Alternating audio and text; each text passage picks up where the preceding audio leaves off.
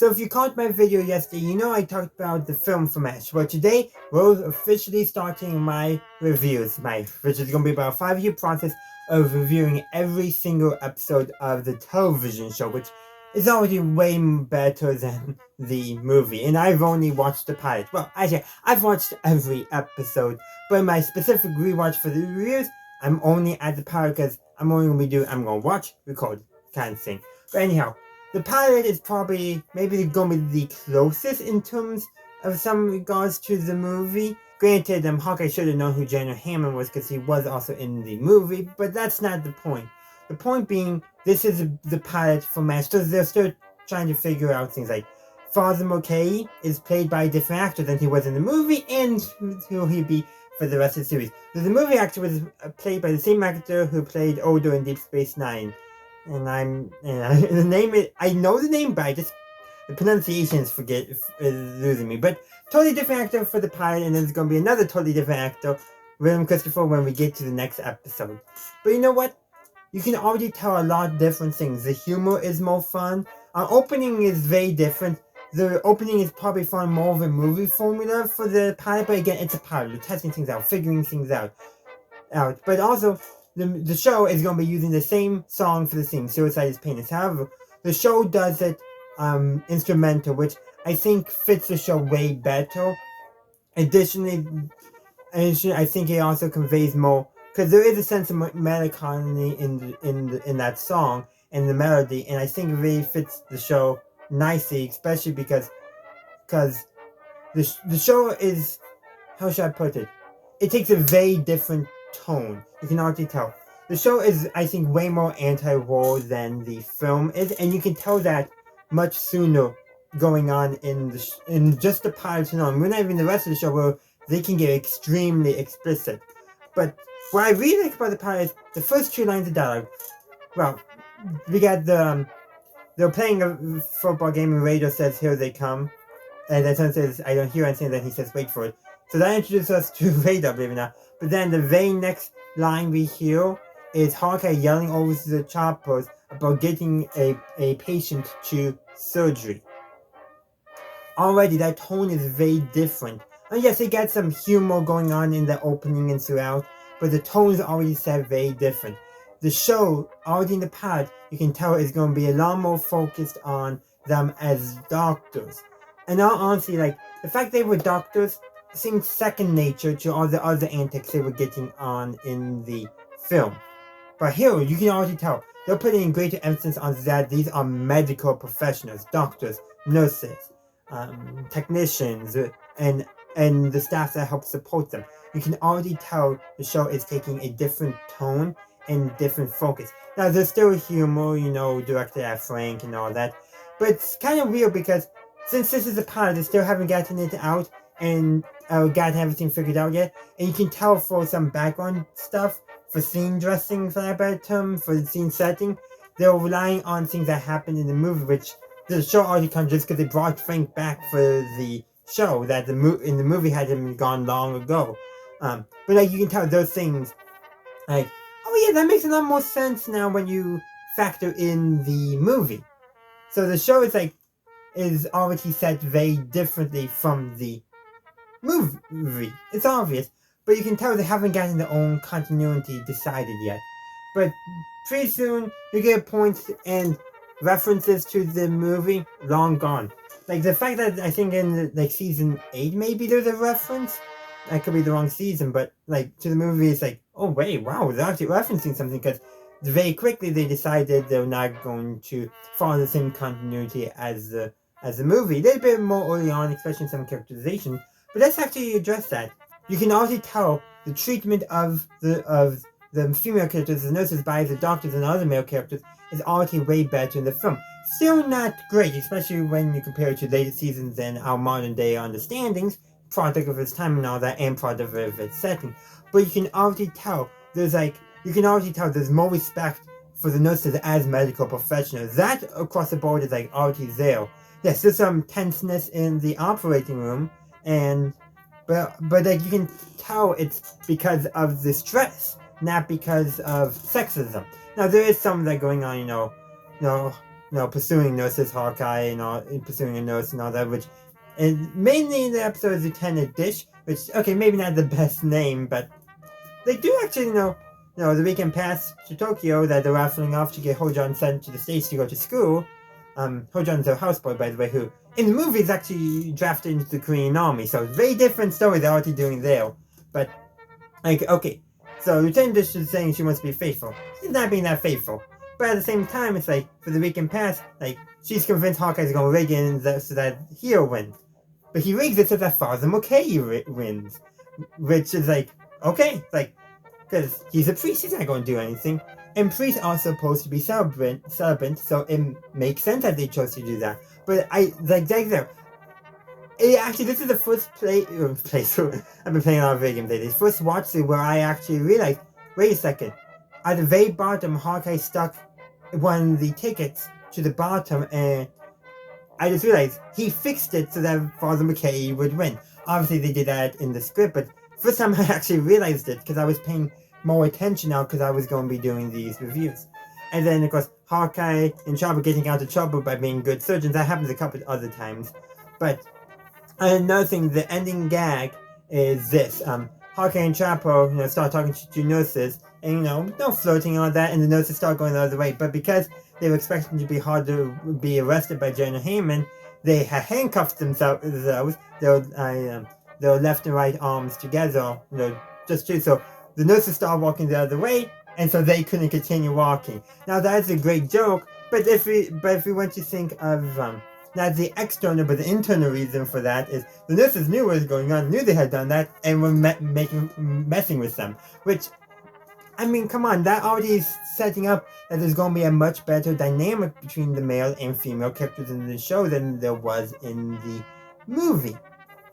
There's a few other much better jokes too, there's a joke where Colonel Blake Henry, because let's be real, Henry is going up for a meeting with Jonah Heyman, which is actually a dinner, but anyhow, they overhear on the PA system basically an announcement that basically now that Frank is the acting CEO, he is basically putting the stop to the party they were going to have and the raffle they were going to have to raise money so that Hojon could go to school in the States. Well, Hawkeye picks up a brick and Frank is and then Margaret is basically no, don't do that. Hawkeye just throws out the PA system instead. But it's a funny joke because you have Frank's reaction and then everyone else's reaction, and then the punchline is, it's actually, he's just throwing at the PA. Now, he may have actually thrown at Frank, but that's not the point. The point is that is a good joke.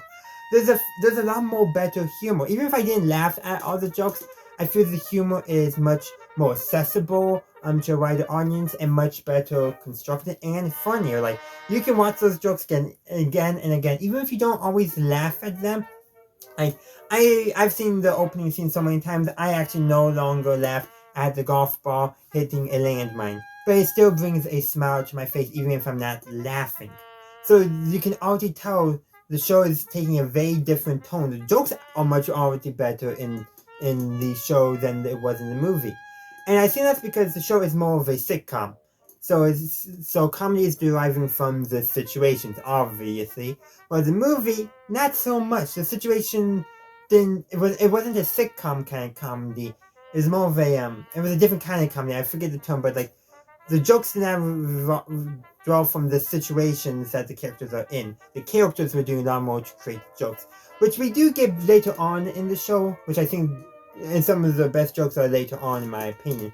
But you can already tell the show is taking a very different approach to humor, a very different approach to character relations and even dynamics. Now, part of that is because some of the raunchiness had to be toned back for television, but in all honesty, I think that was a good thing for them. It allowed them to make more likable characters. Obviously I already liked all these characters, but all the characters are already way more likable than their movie counterparts ever were. And this is just a part. They only get most of them, including characters that we love that were never even in the original film. But we still got 3 seasons before the first 2 of those show up, and then another 4 seasons, I believe, before the next one shows up. Well, actually, One of them is going to show up in the very next episode. We'll talk about that next week. But in the meantime, let me know your thoughts on the pilot episode for MASH. Season 1, Episode 1, of course. And also, do you agree with my assessment and the comparison with the film? These first two reviews, the retro reviews, have been doing a lot on comparing the film and the show, which makes sense. The first two, one's the actual film and one's the pilot, so they're getting things together. But you know what? Some of those comparisons will still be talked about later on in the show as it comes up.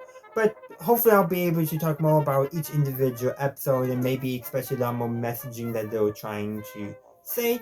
But that's all I have for you today. So I watched MASH Season 1, Episode 2, To Market. So this is the second episode of Season 1, obviously. And this is... It's a small episode in some ways in the pilot in terms of scope of the plot. The plot's pretty simple though when you think about it. They're doing surgery and they run out of an important drug and they get involved with some black market shenanigans in order to regain their supply, which at the end they do.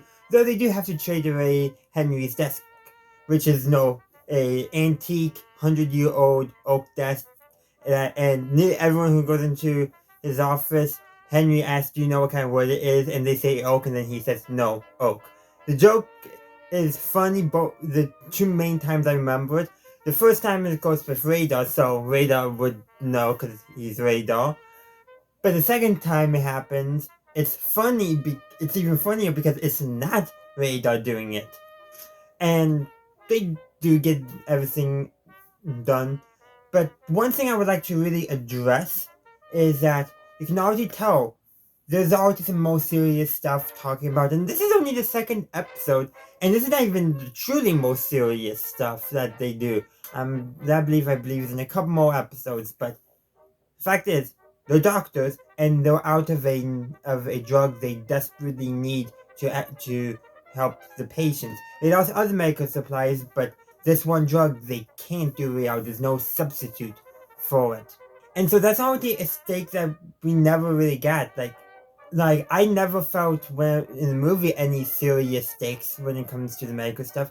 The powered stuff, same thing. There's no serious stakes going on. Sure, some maybe serious stuff like threat of imprisonment, for disobeying orders and all of that. But when it comes to these are doctors, so when it comes down to it, the serious stuff is going to be more about saving lives.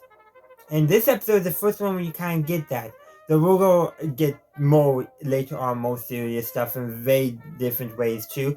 So we'll talk about those when we get to them. But this is already, you can tell, is setting up that it's not just going to be a screwball comedy, but it is. Because, come on, the hilariousness, of Hawkeye and Chopper trying to get Henry's desk out of his office, and they start, and then Frank comes and Major Julian comes in because they heard noises, and then they leave, but they lock them in the office, so they're stuck in there all night trying to figure out what to do, and Radar can't find the right key to unlock it. Okay, that's funny, that's just hilarious situation stuff. Then they decide to cut the wall down so they can take it out. Probably, it's just hilarious, and then they can't actually get the desk delivered to the pickup because Frank is there, and Frank orders the driver to leave with the truck that the desk was going to be in, and also the drug that they were trading the desk for. So they have to go hide it. So they put it under a top and pretend it's an early mass. And it's hilarious because it's just in the middle of nowhere, and as we know from later episodes, whenever Father McKay does hold services, it's normally in the mess tent, not in the middle of the compound. So yeah, in the middle of the camp. So yeah, it's that situation, and then probably one of the best halves though is at the very end.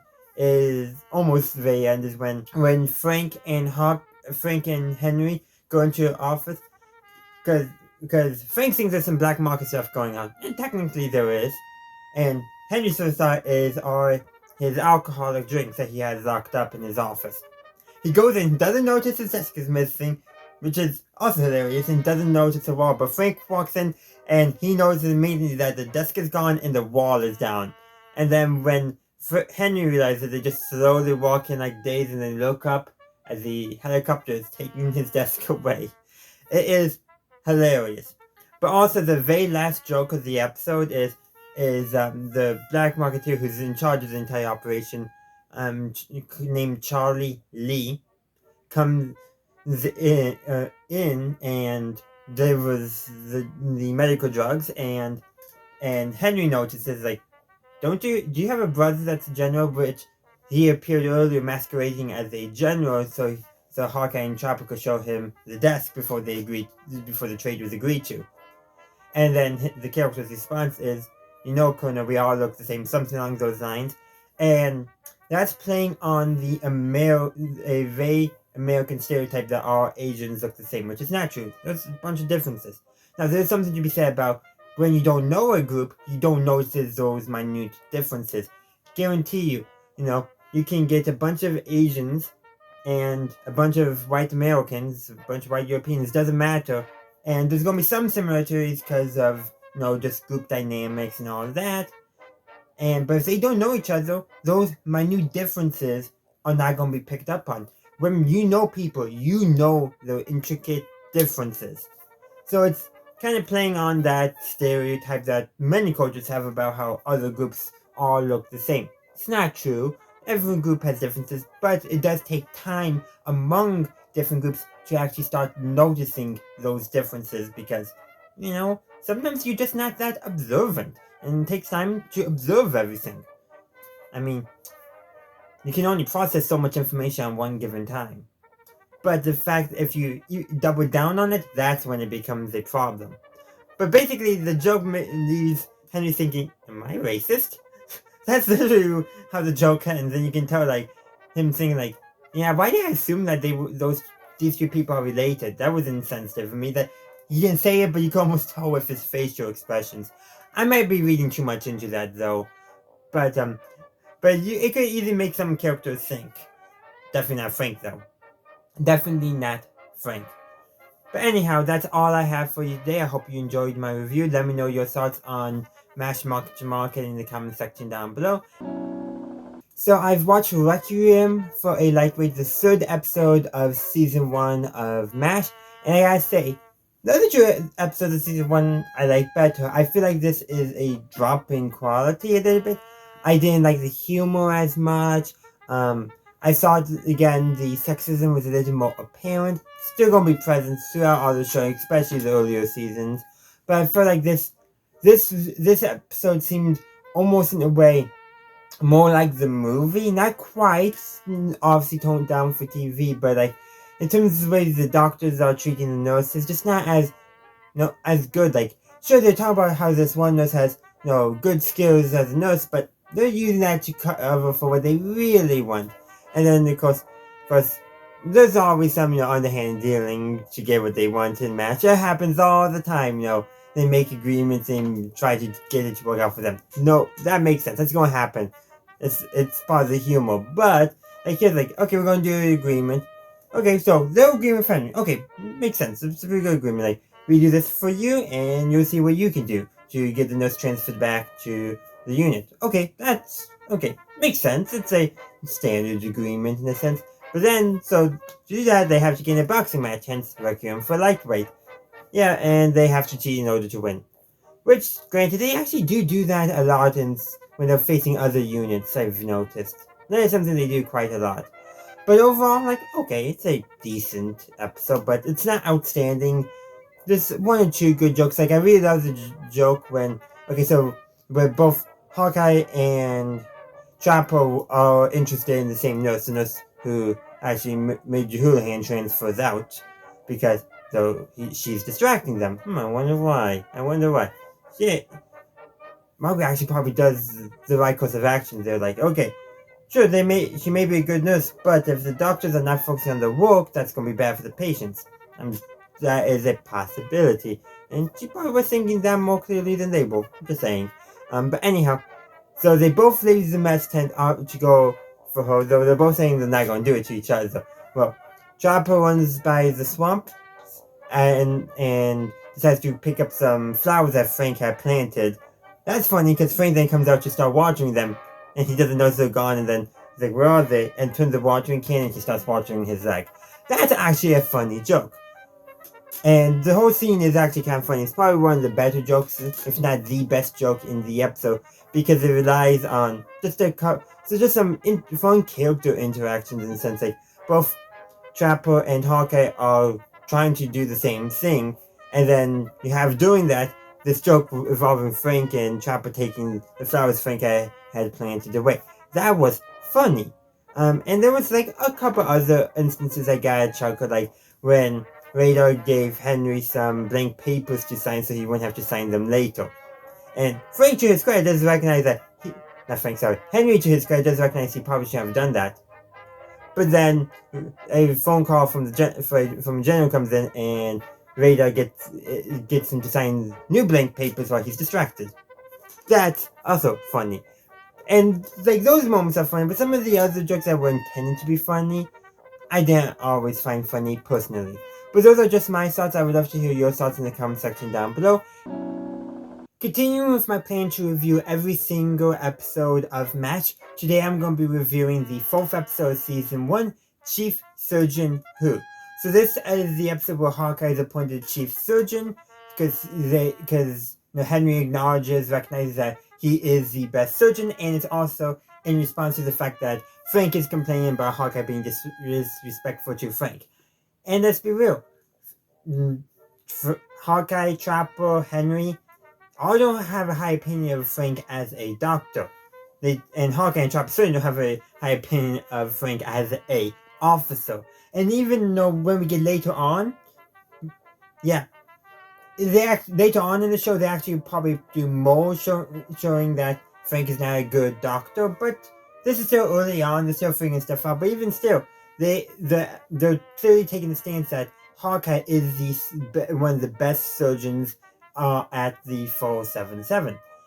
Sure, earlier in the episode, Frank was say, "Oh, I had a thriving practice back home," but there's also a reference to Hawkeye gave the recommendation to, I believe it was Spiritual Coach, to do one thing, which is different what the manual said. And Hawkeye's response when Frank pointed that out was that he's out of date on his journals, i.e. his medical journals. He's not keeping up with new research. Another reason why, in the story, Hawkeye is the better choice to be chief surgeon. Of course, the next half of the story is Frank complains up the chain of command, going over Henry's head. He can't do it, so Margaret does it. No, seriously, Frank can't. He's not even a good officer. He's true. But yeah. So General Barker comes, and a bunch of small vignettes that are just showing the craziness that goes on. Hawkeye, Trapper, Spiritual, and some other character, I forget the name, are playing poker while they're waiting for a patient to stabilize before they can begin surgery. And Barker's like, do surgery now, because he's not getting the full story, and probably in his frustrated that he was called out here for this, probably wasn't fully paying attention. But Hawkeye does impress him when it was time to complete the surgery. Barker joined in, and the surgery was done successfully, so that impressed Barker and made Hawkeye look good. But anyhow, so that was the first vignette, though, kind of just them playing poker. Then General Barker, he's wandering around the camp trying to find Henry. Well, first he trips over a trash can, and which is kind of funny, But then he encounters a soldier who's hiding a nurse under his poncho. Wonder what's going on there. Then he goes into Henry's office where Radar is smoking a cigar and drinking some bourbon, which seems very out of character for Radar. Later on in this show, they definitely play up Radar's innocence a lot more, but not as much in these early episodes. They haven't really figured out that part of Radar's character yet.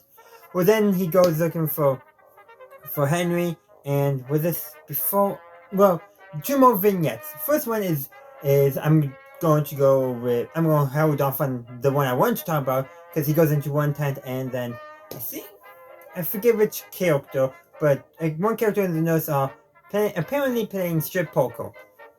And okay, he leaves, because that's when he finally got the information on where to go for Henry's tent. It's either just before that or on the way is when he meets Klinger, which is the first time we see Klinger in MASH. He's wearing a WAC uniform, so Women's Auxiliary Corps uniform, and the general is still trying to get out on a Section 8. Actually, I think he might have said on Psycho or something else, but and Klinger confirms yes. It's like, it is funny because every character knows that this is just Klinger doing an act. No, he's just he's playing into the expectations of his time. I'm getting a little bit more analytical here, but in a sense, Klinger is playing into the expectations of his society, of the time that he's living, in order to get kicked out of the army because he doesn't want to be there. Now, not early on, but later on in the series, we'll get more insight into why Klinger is doing this. I.e., I'm going to spoil it for you, but it's simply because he does not want to die or get hurt. It makes sense. And, I mean, for what is it, small and all that, not too much, but it really is, because it introduces a fan favorite character, but it also does say something like, Klinger is literally playing into his time's stereotypes. Does he know that or not? But he is for his own benefit, for his own selfish motivation, because he wants to get out of the army. But it does take somebody who knows a thing or two to be able to, you know what? I know how the rules are. I'm going to exploit them for my benefit. And Klinger is taking advantage of the society of the time. Granted, everyone at the camp is like, who cares? So that doesn't hurt, that doesn't help Klinger, but I also said something about them that, they know what Klinger's doing, and, they don't care, because at the very end, and Klinger does another stunt by just wearing the WAC hat, nothing else, and Hawkeye Job are at least put a dress or a slip on. And that shows they're just nonchalant about it. They don't, if Klinger wants to wear that, they're fine with it. They don't care. They don't mind. And just kind of interesting in the stuff we can talk about with Klinger and that. It's an interesting topic. While I could talk about more, but just to do kind of a brief summary. While I don't think Klinger would be, how we would in our modern language say trans or gay. He's definitely not gay because he is interested in women. But you can definitely tell, especially later on in the show, that he does like, wearing female clothes. And I could simply make him a cross-gender or just a man who's more in touch with his feminine side. Could go many different ways. And there are better people than me to speak on this. I forget the channel name, but the channel has a great breakdown of the stuff with Klinger, how it is a product of its time, but also how it was ahead of its time in some ways. If I can remember that, if I can find that video, I'll link it up in the cards or drop in the comment section so you can check it out. And the last kind of vignette is when General Barker then meets Henry, and Henry's been looking for... First Barker enters the tent and is one of the nurses there, and of course, go figure, everyone's just doing everything else 477. It's subtext, but it's always there, it's clearly there. But Henry comes in, and he was looking for a woman so they could go fishing, him and the nurse. So, hey, that's something, at least. But yeah. And then Jen Barker tells Henry to leave the rooms when Barker wants to go again to see what Hawkeye is doing. And that's when the surgery scene begins. Now, there's probably more stuff I can say about this episode, but really, it's a quite fun episode, We get some more character stuff going on, we get Klinger's first appearance, and actually, I think Klinger's first appearance is probably the most important thing about this episode, because it introduces a new character. A character that will become a fan favorite, a very beloved character, and especially later on in MASH, the show wouldn't have been the same without Klinger. Now, unfortunately, we won't have another Klinger appearance until season 2, because he was only for a one-off when they were filming season 1, only one episode, unfortunately, but we still got probably about 18 to 20 episodes before we get there, at least to season 2. I forget which episode season 2 was he reappeared. But you know what? We'll talk about that when we get there. Today I'm continuing my retro reviews of MASH with the 5th episode of the first season, The Moose. So to begin with, this is probably the first episode that's really addressing a actual serious issue, that being slavery. That's pretty much what it is. The titular Moose, Sun Lee, I think is the character's name if I recall correctly, is basically a staff sergeant comes in who had bought her from her family to be his personal servant. Hawkeye takes offense to that immediately, once he figured out what was going on. He had a bad feeling about the sergeant he described earlier, but yeah. But just to show, I think, how much the fact that the staff sergeant did that, he put on his full dress uniform to attempt to order the sergeant to release her. Doesn't work. And so what does he try to do then? He tries to buy her freedom. Takes a while to do that. But pretty much once he makes that mind, that's what he's doing. He's of course supported by Trapper and also Spiritual Jones. I forget what episode he finally drops away in because they really don't do much with his character. And I really wish they did more with his character in this episode because Spoonchucker is a Black American. And perhaps maybe if this was being written by, the writers from seasons 6, 7, 8, 9, 10, from the later seasons, they might have actually done that. But this is still early MASH. They haven't found the footing yet. And they still had some good commentary on the issue, but they totally missed it. They didn't think to really bring in one character's, experience. Yes, Spielcheck wouldn't have had any personal experience, but there's a good chance there would have been stories in his family, and he would have had something interesting to contribute. But they really don't do anything with it. It's missing potential, in my opinion. Now, would they have done it well is a totally different question. And given the time frame and the fact that the writing room was probably all white, it's actually probably better that they didn't, because they would probably have screwed it up somehow and made it worse than them just barely, not even barely, not addressing it at all. So, at least I can give them credit for realizing they couldn't write about it. I can't write about it. I just think it would have been nice if they could have. Now bring in somebody who could write about it, who has the knowledge or the experience to do so, but they didn't. But anyhow, going back, so Hawkeye's main mission is to basically get Sunny's freedom to her. They cheat at poker in order to win her off of the staff sergeant, and then the rest of the episode is trying to convince her that you're free now. You don't have anything you owe to us. And the first time they try to send her to family, she runs back to the camp. And then, so what they decide to do is basically treat her as a person, help her learn to stand up for herself, to self-actualize for herself. And it works. And now one thing I just want to address real quick before I continue recapping the story is that the character Hojan, so the houseboy, who I suspect, given the attitude in this episode they display towards, mooses, that they are paying him. I just got that's the impression you get from here. But wasn't it perhaps that he's sent to school in the States? I'm just saying. Continuity in early matches was always a bit hit and miss. But anyhow, he actually then goes to get the head of her family, and so that way honor can be kept and all that, so that way she doesn't feel like she's disgracing her family and all that. Granted, the head of her family apparently is her young brother, who she's clearly probably at least 5 to 10 years older than. And so in a more equitable balance in family relationship, she would be the older sister who's taking care of her younger brother. That's not really the case. And that can be partially assigned to the fact that I'm not perfectly in knowledge of what Korean society was like in the 1950s, but every society has had its phases where males, regardless of age, are considered superior to women. And even in societies where that's no longer the case, there are still families, there are still people who hold to those, sexist behaviors, sexist values. So even if, let's say, Korean society had moved beyond that, which I suspect it had, because the United States had to move beyond that at that time, and that's not saying that the US would actually be ahead of anyone, behind of anyone on any social issue, just more of the fact that one society was a bit behind on gender relations means that other societies at the same time have a good chance of also not being equal on gender relations. That's what I'm saying there.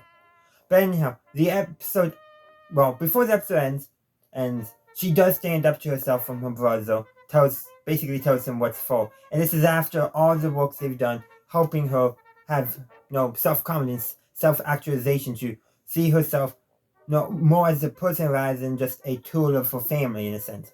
I'm probably using the wrong words to describe that. But the episode ends where they get a letter from her. So apparently she goes, they find a home for her with a convent, and she's writing about all that. And probably what's probably one of the funniest jokes in my opinion in this episode comes where she says what's the exact words? Well, basically, as a Christian I should know it. Not quite a prayer, but essentially, something along the lines of "God bless you." But then she writes, "I'm only saying that because the nuns want it, because I am Brutus." That's literally what she says, or almost what she says, slightly paraphrasing. But I thought that was kind of funny. Sure, I'm a Christian myself, and you would think that would some Christians probably would find it funny, but I found it funny because she's respecting their beliefs, but she's also acknowledging her own beliefs as well. Which, you know what, that is actually a very healthy attitude in my opinion. You can respect other people's beliefs and acknowledge your own beliefs without being mean-spirited. I like that. And yeah, that's pretty much it. There's another joke at the end. I'm not the biggest fan of the joke where Hawkeye jokes like, "Hey, I need a shave." Granted, I do like that how Trapper and Spirit Choker basically drag him into the shower to probably douse him even though he's not heading to the shower or whatever. No playfulness between them all. Showing that they are friends, and it's probably Hawkeye was more jesting, but it's hard to tell sometimes if his, especially in the early episodes, he had more of a dry sense of humor. That summarizes the episode and also what the episode did say. Like I said, this episode, if it was later in the season, I think would have handled this topic better, would have actually had some more poignant commentary. But I think the most important thing to take away is that this is really the first episode that is truly addressing a serious social topic. So that is where I'm going to end my review. I would love to hear your thoughts in the comment section down below. Today I'm continuing my MASH retro reviews with Season 1, Episode 6, Yankee Doodle Doctor. So the premise of this episode is that the military is basically doing documentary on MASH units. That's the premise, and of course Hawkeye is not happy with the script that the director come with because it's I wouldn't say jingoistic, probably a little bit, but definitely pro-military, pro the war. Leaves out some very important details, like Frank's narration has a line about all the doctors being volunteers. Hawkeye is going to object because he's a draftee. And there's other things too, like pro-military, pro-war, as opposed to Hawkeye's personal opinion, which you can very tell in this episode is anti-war. So him and Trapper, they destroy the film, and then they remake it. Well, the director's not happy about it, but they remake it, and they basically make the bulk of the film just basically think early MASH, really. A lot of these early episodes where comedy comes before drama or saying anything. Even though they actually are saying something, they're basically presenting over-the-top stuff that is silly, that's not realistic at all, clearly. But Hawkeye, and thus the writers of MASH, decide to end basically this in-universe documentary with basically Hawkeye laying it out bare. What it is, Impo stopped talking about one soldier specifically, but about all of them. Came in like an hour or so ago and had a 50-50 chance. Basically what's really going on. And the general, he's like, okay, Frank is mad about this. Henry is also frustrated with this part because, it makes the 477 look bad, but the general is Jeremy Barker, I believe. But when he sees it, he's like, okay, scrap everything except for my intro and what Hawkeye or Captain Pierce, as the general said, did at the end. Everything in the middle cut, destroy it except for one copy for him to keep. Because the general wanted something to laugh at when the war was over. But that also does show something. Like, he knew what Hawkeye and Trapper, I think, were doing a lot more. But also at the same time, knew yeah, that's probably, funnier and all that. But that's what we should be showing people. But he still wanted to keep a copy of him for himself, which was also good humor, but it does say something in my opinion. Again, early episodes of MASH really don't say anything, but you can see the seeds, in this episode. That end, if that end was filmed as a part of an episode in the later seasons, I would not be surprised at all, because of the tone it takes. But still, we're not quite to the first episode most people consider where MASH really pivoted to drama. Because, yes, there are some episodes where there's some serious things discussed, but it's all underpinned by humor. Think with the last episode. It has a good foundation. They misstep in a few areas. They don't quite tell maybe the story they could have told. They were either later season writers or just a more diverse crew of writers. So much potential there that they didn't do because they being a comedy, and they undercut everything with a joke. Here, it's still all being undercut with a joke. No, Hawkeye's joking about the entire thing. Granted, that is also the character's method of dealing with the war, but still, everything is undercut with a joke. Even at the end, where the general, recognizes the importance of Hawkeye's ending clip, still undercuts it by saying, well, we have to keep something to laugh at when this is all over, when referring to the copy he wanted to keep personally.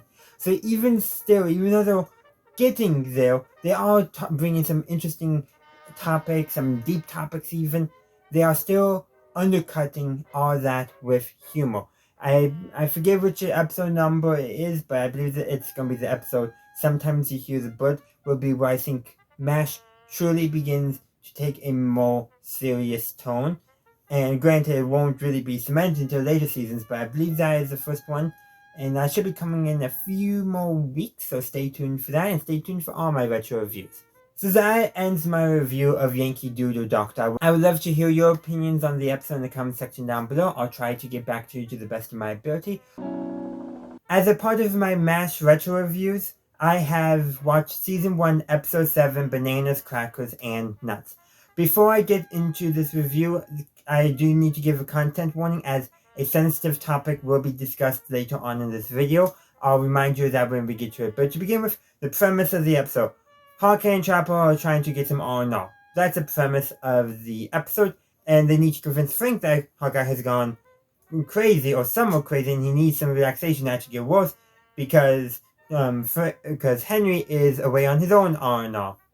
Anyhow, Margaret convinces Frank to bring in a psychologist. Unfortunately, it's not Sydney Freeman, because that would have been a way better episode, but that's gonna be maybe season 2. We still got a while before we meet Sydney. But anyhow, they bring the psychologist in, and I think he could tell Hawkeye is faking parts of it, but he still thinks parts of it is legit. I know, but regardless, as part of Hawkeye trying to convince people that he's gone crazy, there's, I would say, 2 good, funny bits. And the first one is a dog in post-op. It's just funny. It's also cute when the dog takes the breathing mask off. And okay, I'm not a big dog person, but I will admit that was a cute scene. I don't even know if they directed the dog to do that, but I just like that they included that, because the dog probably just did it naturally anyhow.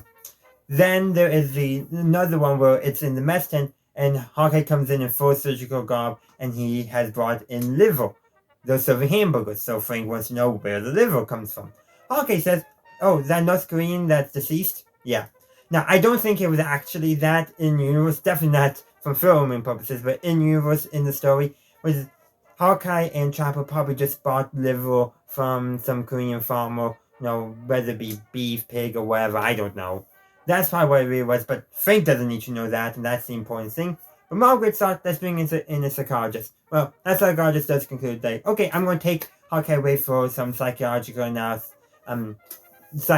observation in Tokyo. Which at least that's where Hawkeye wanted to go, but the problem is, he only wanted to go there for a weekend pass or something like that, for some R&R, not for psychiatric observation. That does, though, lead to the best joke, in my opinion, of the episode, where Hawkeye is being discussed between Frank, Margaret, the psychologist, and Henry. And the psychologist says, we'll do the best we can in referring to getting Hawkeye better and back at the 477. And Henry says, it's the army, no one can do their best.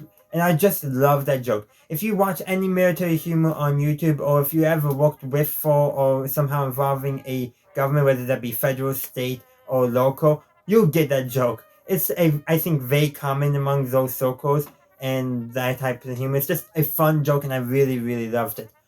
Unfortunately, it's all after this that the episode really starts going downhill, and this is my content warning. Sensitive subjects, lack of consent. I had this exact same problem with the film, where 2 characters are manipulated into a situation where they have an encounter, and neither of them have the correct situational awareness to give proper consent.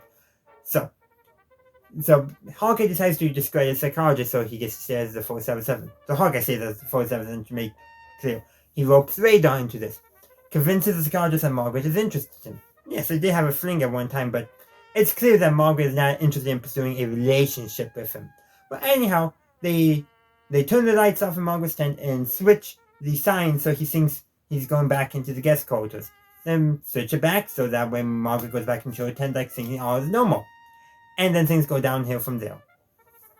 And it's like, it's this lack of consent. They have an encounter that Margaret was not willing to partake in. She had no consent to this situation. And he knew what he was doing, but he was being relied on by false info that was manipulated to him as part of a plan to discredit him. Now, granted, I have a feeling he might have, if he thought he could do it anyhow without being manipulated, he would, but that's not the point. The point is, he had a mistaken impression of the situation and made the wrong choice, and Margaret was totally a victim of this, not knowing what's going on. And it's not played near enough as problematic as it actually is. It's just icky, and it really destroys the rest of the episode. In all honesty, it just destroys it. It makes it not like, I just skipped through that scene. I knew the scene because I've watched this episode before, and so I just every couple of seconds moved along, just because I didn't want to watch it because it was icky. It's wrong. The movie was somehow at least a little better. No.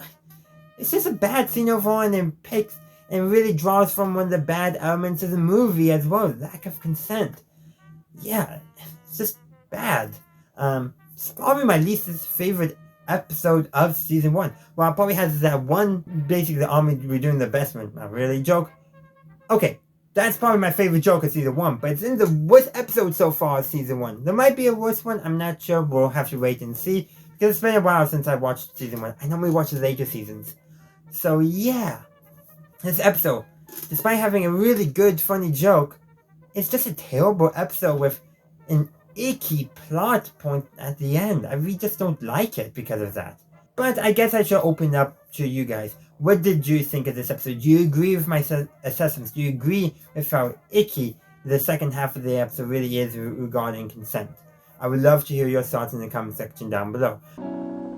I am continuing my rewatch of every episode of MASH with Season 1, Episode 8, Cowboy.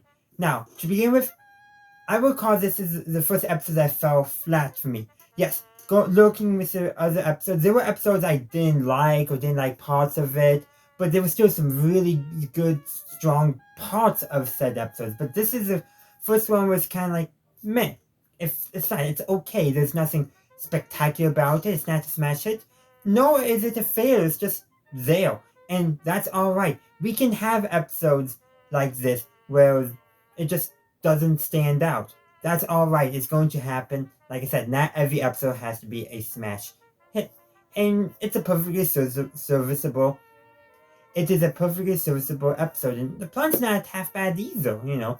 A helicopter pilot named Cowboy, he's waiting for a letter from home, and he gets mad and tries to kill Henry. I mean, that's essentially what happens, boils down the plot.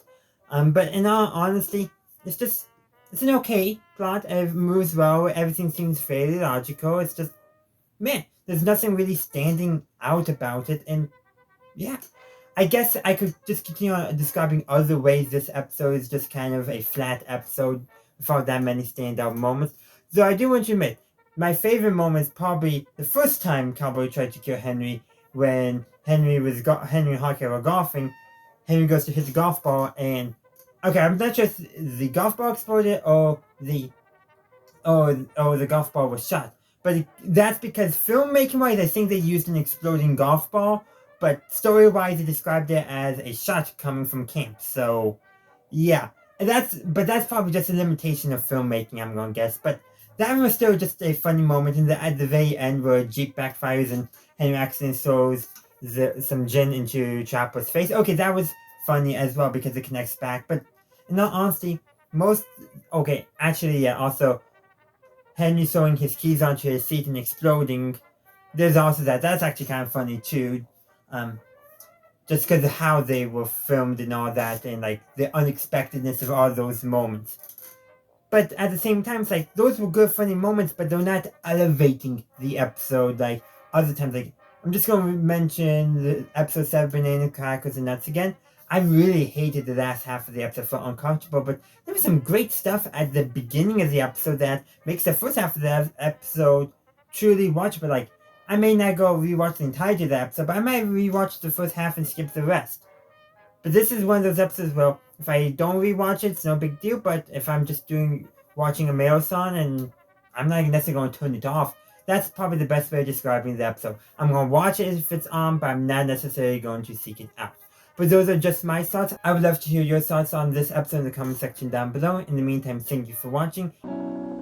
I'm continuing my retro reviews of MASH with Season 1, Episode 9, Henry, Please Come Home. So like I said, this is the 9th episode of the first season of MASH. And in the episode, well, Henry is honored, rewarded for, and recognized for getting the 477 to have a super high efficiency rate. 90%, I think is what they said in the episode. And then he gets transferred to Tokyo.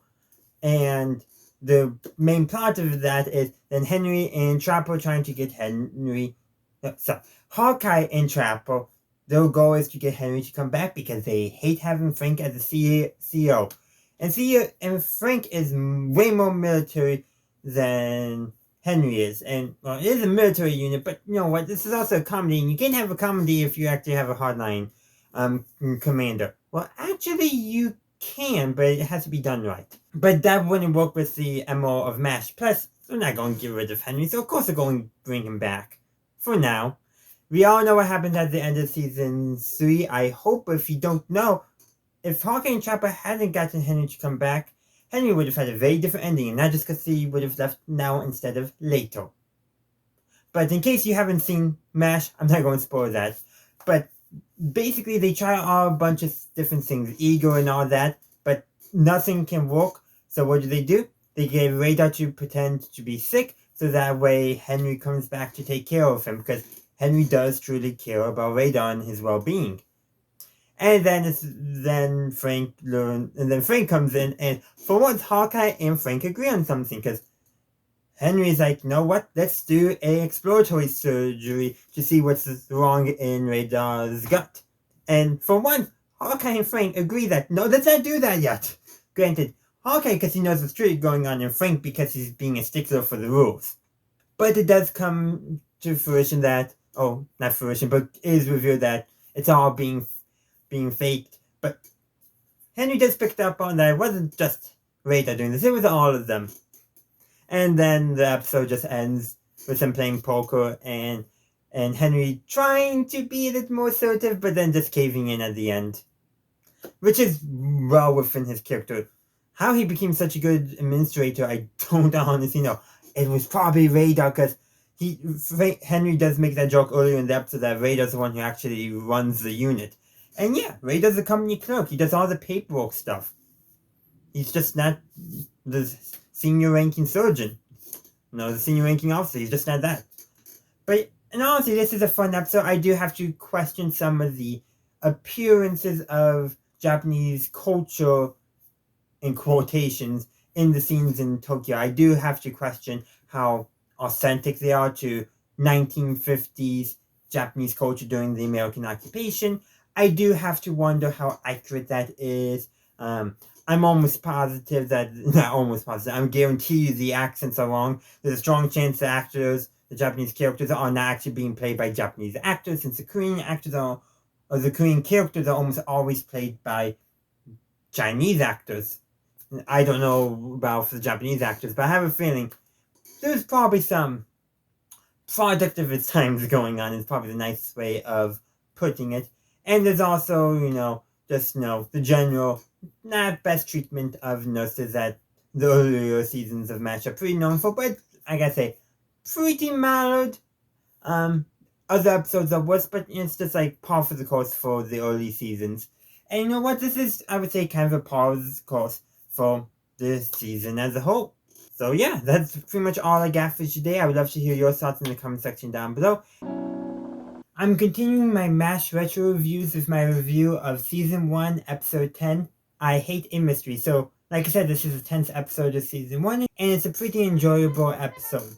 It's basically a mystery, though you can't really solve it because there's no clues given until it's revealed at the end.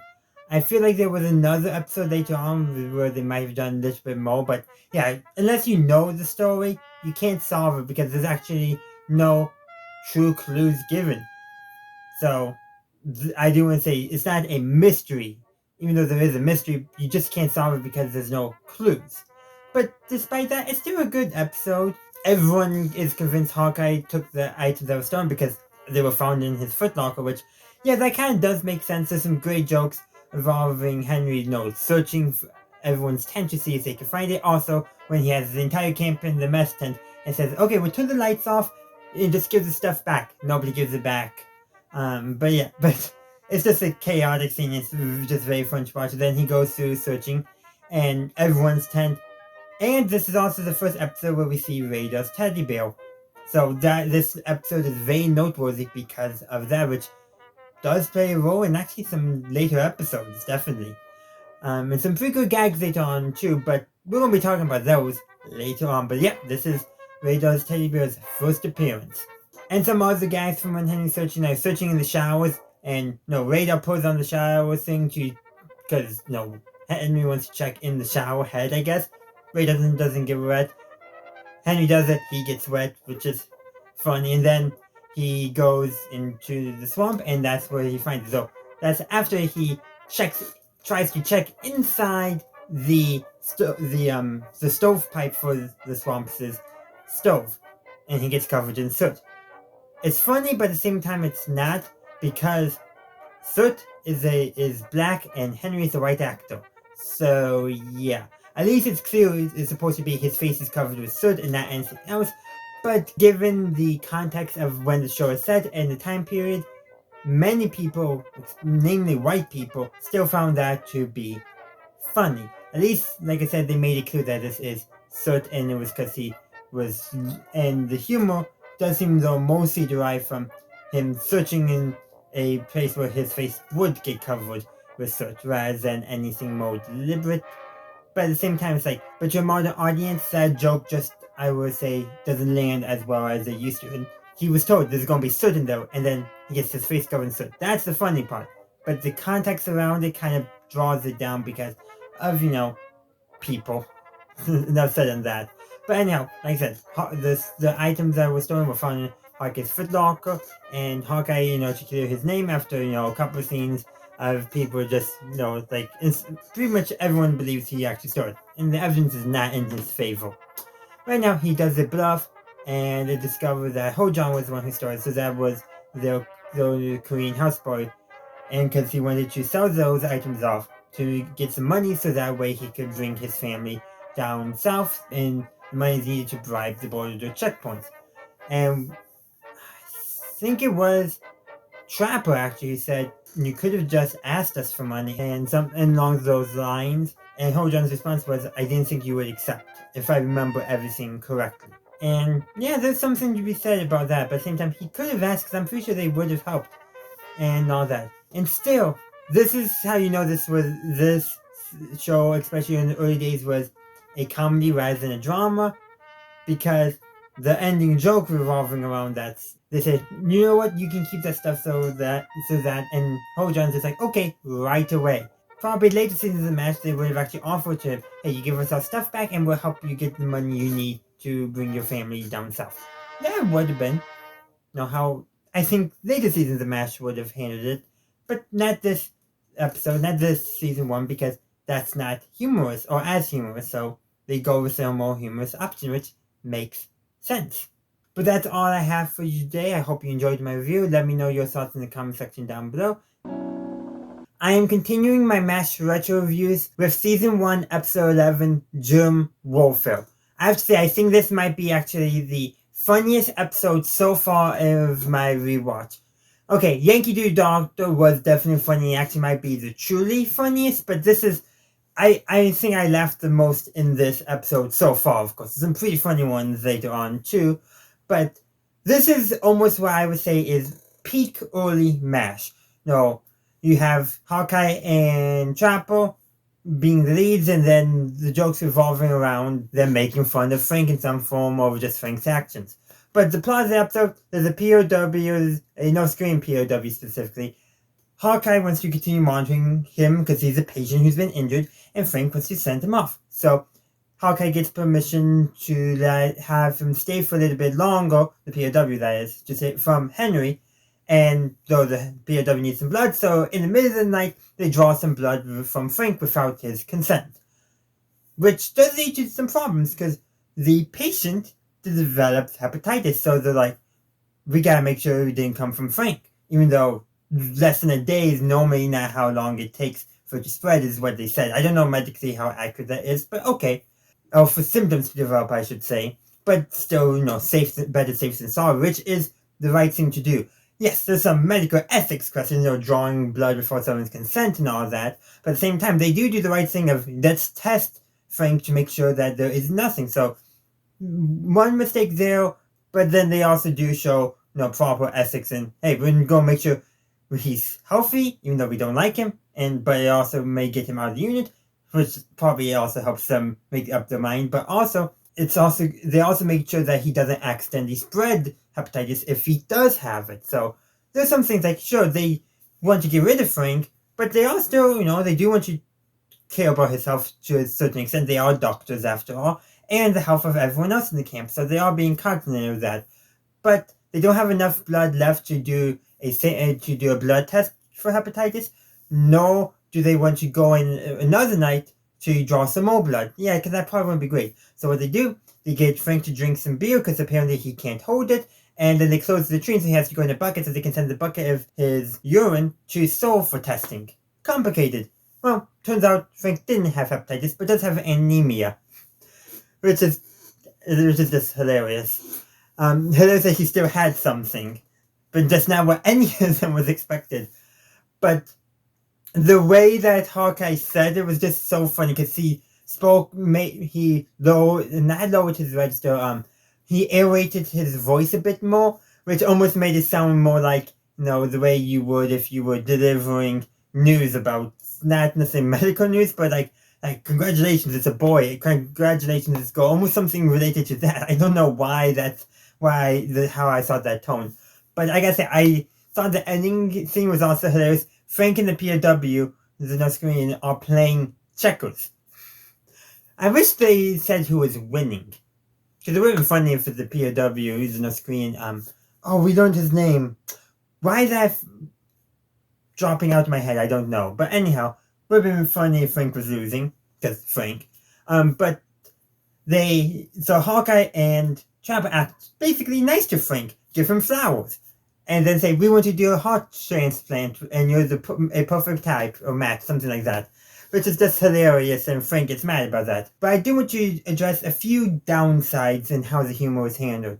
Mainly because some of the jokes around Frank were definitely LGBTQ coded, or more actually by the time we probably would have said gay coded, or likely not queer coded, but still. You could definitely see there was some of that going on with some of the humor around Frank, which there's people who have actually talked about that much better than me out on YouTube. If I remember, I'll link it in the description and the cards. But despite that, I still think it's good because the humor still revolves around Frank as a character. One of the most hilarious jokes is where Frank and Margaret are talking about everyone's jealous of them in their wholesome relationship, and which is funny because Frank is married and is having an affair with Margaret. So yeah, that's a funny joke because how oblivious they seem to be in that situation to the actual situation. That's why that is funny, even though it's not funny that Frank is cheating on his wife. And there's a few other things revolving around, treatment of women that's not the greatest, like, Hawkeye undressing one of the nurses with his eyes, but at least he acknowledges that it wouldn't be good for him to do it physically, so there's that at least. But those are just my thoughts on Germ Warfare. I would love to hear your thoughts in the comment section down below. So I'm continuing my series of MASH retro reviews with Season 1, Episode 12, Dear Dad. So this episode is different than all the other episodes that we've already talked about. This is the first episode where one of the characters is writing a letter home to friends and family. Specifically, Hawkeye is writing his father, who's living in Vermont. But later on it's established that Hawkeye's hometown is Craddock Cove, Maine. That's just an example of the series not being firmly tied to continuity, especially earlier on. But you know what? His father might have temporarily moved to Vermont for some reason too, so we can justify it that way too. But let's move on from MASH continuity, because that's a whole nother topic, and talk about actually the going on in this episode. Hawkeye's writing a letter home to his MASH around the Christmas holidays, and, well, Hawkeye shows a bunch of small vignettes that have been going on at that time. The music is Christmassy to put us in the mood. So that makes this the first Christmas episode of MASH, which makes sense. This actually aired December 17th, I believe, according to the wiki. But yeah, so it's the Christmas episode. And unfortunately, I'm not putting this out on Christmas. It's actually April right now. So it's kind of chilly today, so kind of. I'll probably have none of the episodes on their actual holiday. But you know what? Whether or not this is a Christmas episode is kind of a moot point, because really only a few of the vignettes are really directly related to Christmas. You have the small vignette of Father McKay helping to get the Christmas tree into the mess tent. Then you have Hawkeye dressed up as Santa Claus. Those are really the two main ones. And by the way, Hawkeye has to go to the front line, so he rescues a soldier who's injured with chest injury as Santa Claus, which is just a great and fun scene overall. But it being a Christmas episode does not really play into the story, unlike other episodes will later on. But that's alright. This is all. Not every episode has to be directly tied to the time frame it is set in. They're in a war, so, and like war, the holidays are still going on no matter whether it's Christmas, New Year's, Easter, but the realities of being at war still are playing a role. Hawkeye literally quotes General Sherman at the start of this episode with his letter to his father regarding the war is hell. And this episode is taking a more serious tone than some of the other previous episodes have. They're not as serious, as dramatic as future tones we get, but the fact that just acknowledging that war is hell is kind of a big step for this episode. The show has always, I would say, have an anti-war bent to it, but they've always done through more of the mocking war and mocking the military, rather than just saying, hey, war is bad. And this is one of the first episodes that is truly showing it, but we still haven't gotten into the big one yet. I could talk more about each individual vignette. You have Trapper helping give Korean children, I'm going to guess, inoculations against certain diseases, but he's dragged away to help a cow give birth, and he gets a bucket of milk for his efforts, which is that's a fun vignette though. And the Korean kids, they'll get eating lollipops after they get their shot, and one of them snuck by the line to try to get a second lollipop, which is such a kid's thing to do. It's such a heartwarming scene though. Oftentimes we do see Trapper as this jokester who's also unfaithful to his wife, but that scene reminds us that he's still a good person by and large. He likes helping kids. Sure, maybe he should be more faithful, but we often forget about, yes, there's more positive aspects of his character. Unfortunately, we can't say the same thing about Frank, because him and Klinger get into a fight. If you remember when I talked about the episode Chief Surgeon Who, I mentioned that was the only episode of season 1 Klinger appeared in. I was wrong because I forgot about this episode, but so did the MASH Wiki. So after I'm done recording, I'm going to go over and fix that Wiki entry, because Klinger appeared in at least 2 episodes of season 1. So mistakes do happen. If I wasn't doing this series of retro reviews, I would have never noticed that mistake, so I'm definitely going to be fixing that. But regardless of that, they get into a fight, and Father McKay talks the MP out of doing it, so don't know what happens when Frank wakes up from getting knocked out by Klinger, but Father McKay also talks Klinger out of taking more drastic action to deal with Frank. That involves a grenade. It's not the Vietnam War yet, Klinger. And if you know your history, you know what I'm implying there. But you know what? This episode has some great Father McKay moments. Several of them, often just him being himself, being kind to those around him, trying to bring some Christmas cheer in the midst of the war. Just some really nice scenes going on. Now, there's a lot more I could talk about this episode. I could talk about each individual vignette, but there's one more I have to talk about.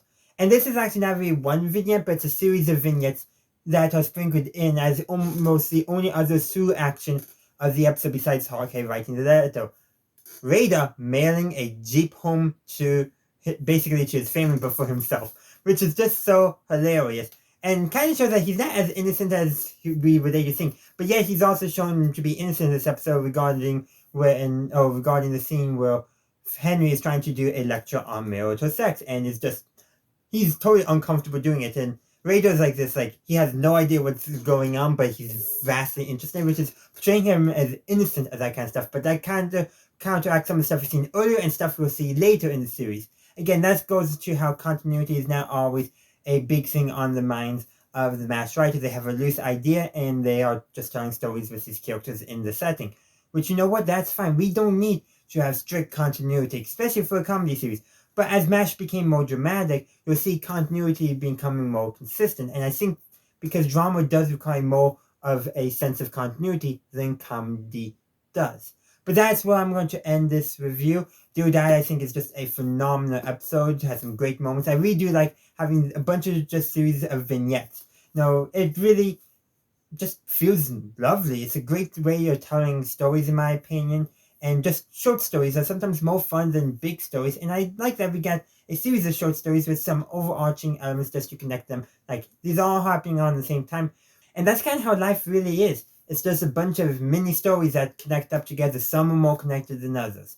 But you know what? I want to hear your thoughts on all this in the comment section down below. I'm continuing my series of MASH retro reviews with Season 1, Episode 13, Edwina. So this is actually the first episode where we get some focus on one of the nurses. Kind of. Because there is a bit of an undercurrent where, yes, the title's about a nurse, we learn about her, but seems like the story is a lot more about her and the other nurses' relation with the men of the camp. Kind of problematic, definitely a issue of the times, but at the same time, it's like, you know, this one nurse, joined up because she was mad that her boyfriend was drafted and only wrote back to her once. Okay, she's mad, so she hopes maybe she can either find him or somebody else, and she doesn't find anyone. So yeah, you can understand her total duties near the end, so you can kind of understand she's a bit dejected about that. She's kind of feeling lonely because of that. And the other nurses are on her side, because every other man in the camp who, excluding those who actually are being faithful to their spouses, which is probably not many as the episode implies. But regardless, they do like, hey, there's one of the nurses tells Hawkeye there's basically 10 men for all the other nurses, but not a single one that has taken an interest in Edwina. So there's actually something there. The nurses are standing up with each other. And then, of course, all the men in the camp, they hold a drawing, and the guy who ends up being Hawkeye with the short straw needs to basically go on a date with Edwina and all that. And you know what? To the credit of the episode, they have Edwina, she knows what's going on. She picks it up and tells Hawkeye when it comes to it that she knows what's going on. And they actually do have a kind of a nice moment. Maybe not the best moment in terms of actual relations developing and all that, but you know what? They actually do have a nice, sweet moment because basically they end up being honest with each other about that situation. And Hawkeye says one thing that got Edwina to think a little bit, that perhaps her clumsiness is a defensive mechanism to prevent her from feeling hurt again, like what happened with her boyfriend who got drafted and never wrote back to her except for one time. So that gave her something to think about. So there is some good in this episode, but the writing, the how of the episode is definitely a product of its time. But those are just my thoughts. I would love to hear your thoughts in the comment section down below. I'm continuing my series of MASH retro reviews with Season 3, Episode 14, Love Story. So, premise of the story? Well, Radar, they notice, has been feeling a bit down, so they give him a complete physical. He's fine physically. And it turns out he got a Dear John record. Not a letter, an actual audio recording. So apparently, Radar had a fiance back in Iowa. We did not know that. And this is never mentioned again. Go figure. Early MASH continuity is not that consistent, but regardless, she dumps him in favor of somebody else who's actually there at home. Okay, somewhat understandable, but at the same time, like, really? Like, and thinking like, oh, they can all still be friends when he gets back. Actually, she used the word if. So you can see why he's down in the dumps about that. I do feel like maybe they'll make him almost too much, but regardless, really all that is set up for a couple of jokes. One, a new nurse arrives that Radar falls for, but she's an intellectual. She likes, the classics and all that. Actually makes me think she would have been a much better fit for Charles, but that's not this season, obviously. But regardless, so Hawkeye and Trapper basically try to coach Radar into at least pretending to like some of that stuff. Now, I do want to say, I think she picks up on pretty quickly that Radar's not truly interested in that stuff, but I think she does appreciate that Radar's willing to sit and listen to her talk about the things she's interested in, even if he doesn't fall asleep doing that. That is the impression I got a little bit from the last scene. Now, I don't think that was the intention of that, having that, but I mean, this is never mentioned again in the show, so yeah. But I really think they just wanted that as more set dressing for Hawkeye and Trapper doing their darndest to keep Frank and Margaret apart. Granted, the reason why they need to do that is because they're trying to blackmail Margaret into not going over Henry's head and to allow Radar and the nurse to see each other. Because the regulations literally state that enlisted and nurses should not fraternize. There's often things like that in the military, but at the same time, it's just like, this is a 477 you're at, Margaret. You're like the only one there who actually cares about military discipline. And Frank, well, he cares, but does he understand it? No. And that's going to be a big point in, I think, what helps drive them apart once Colonel Potter is somebody who actually does care about military discipline, but also knows when it's appropriate to bend it. But we're getting way ahead of ourselves there. This is just a short love story, for lack of a better term. I mean, it has no bearing on anything else. It's just a fun romp. That's really all they intended for. And you know what? It's a fun episode. Could it be better? Yes. But you know what? It's just a fun episode. There's not too much about it. But that's really all I got for this episode. I do want to hear your thoughts on the episode in the comment section down below. But next week, we're going to be talking about what is bound to be the greatest character in all of MASH, who yet we never seen, but we all know who he is. Captain Tuttle. I'll see you then. I'm continuing my series of MASH retro reviews with Season 1, Episode 15, Tuttle. And actually for this review, I am joined by Tuttle himself. So let's just jump right on into the episode. This is a great, fun episode. So Hawkeye and Trapper are giving some supplies to Sister Teresa's orphanage, which is actually the first time she's mentioned along with her orphanage, which is mentioned a lot more times. So this is actually one of the few episodes where we actually see her in the flesh. But regardless, they give supplies, but to hide that they're doing it, Hawkeye names his imaginary friend from when he was a child, Tuttle, gives him the rank of captain, and says Tuttle ordered them to do it. And from there, it just all snowballs. Everyone in the camp comes to believe Tuttle is real, not Hawkeye's imaginary friend. The only people who are in on it are, of course, Hawkeye, Radar, and Trapper. They create a personnel file for Tuttle. They get his back pay, which they all then give to Sister Teresa's orphanage. They get his GI insurance to name Sister Teresa's orphanage as its beneficiary and all that. But of course, eventually, General Clayton wants to give accommodation to Tuttle. Well, the run around trying to make people now realize Tuttle isn't real, though everyone does think he's real at this point. Well, what does they do? Well, Tuttle went out to the field to do some battlefield surgery and forgot his parachute when he jumped out of the helicopter. Even though helicopters you generally don't use a parachute for, especially with the ones during the Korean War. Isn't that right, Tuttle? Where did Tuttle go? It was so great helping through this review. He did it again. He went to do some trauma medicine in the field. I hope he survived this time. Well, anyhow, I hope you enjoyed my review. There's so much more I can mention. Such as this is actually the first mention of Sparky, so the radio operator up in Seoul that Radar and then later Klinger were often contact. Not only is he mentioned, he's heard and seen, which we don't see him too often. I think we may have heard him one or two other times in the future. We just gotta keep an eye on that. Also, there's a bunch of other just fun jokes, like when Hawkeye and Trapper and Radar were giving the runaround for Frank and Margaret who were trying to find Tuttle. A bunch of, telling them who Tuttle was with and all that. And in one scene, somehow Frank mistakes Radar for Tuttle, even though Radar and Tuttle have a pretty big height difference between them. And even though Frank is kind of dumb at times, I don't think he's that dumb.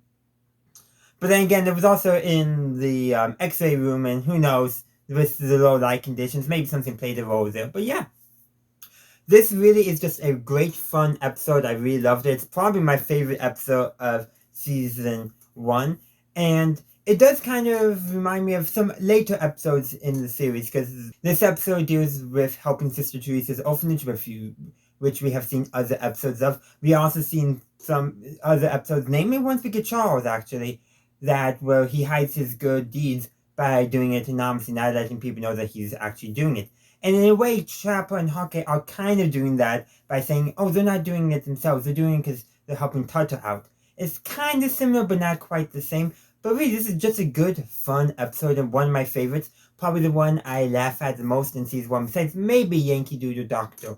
Because there's some pretty good fun scenes there as well. But that is all I got for you today, so thank you for watching. I would love to hear your thoughts on Tuttle in the comment section down below. And also thank Tuttle for showing up in my video, even though he left early because he had to go help someone. That's such a Tuttle move. I'm continuing my series of MASH retro reviews with Season 1, Episode 16, The Ringbanger. So this is a most serious episode, actually, but not quite what we would consider one of the most serious episodes in early MASH, but still. Hawkeye and Trapper, they remove a bullet from a colonel's leg, and they find out that this colonel, well, he has a pretty high casualty rate, and he also takes less land than most other regimental commanders do, and a bunch of other stuff. And so they decide they're going to try to keep him off the line for a bit longer. Well, how do they decide to do that? Because he's in perfect physical health, except for being shot in the leg, and he's recovering pretty well from that. So they decide to make him think he's going crazy, or more accurately, make everyone else think he's going crazy, or actually both. So yeah, so when these two plus radar work together, man, they are the ones who are probably truly running the camp in some regards. But like, they convinced this Colonel Buzz Brighton, that Frank is a crossdresser and potentially gay. And at that time, that would have been, there's a reason why Klinger wore dresses to try to get out of the army, playing into what people would have expected of the time. And plus, that actually did happen sometimes. But nobody else thinks that. Though Frank is weirdly gay coded a lot.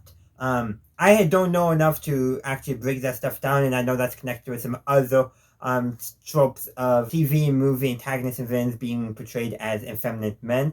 Really can't speak too much on that because I just don't know enough about that trope.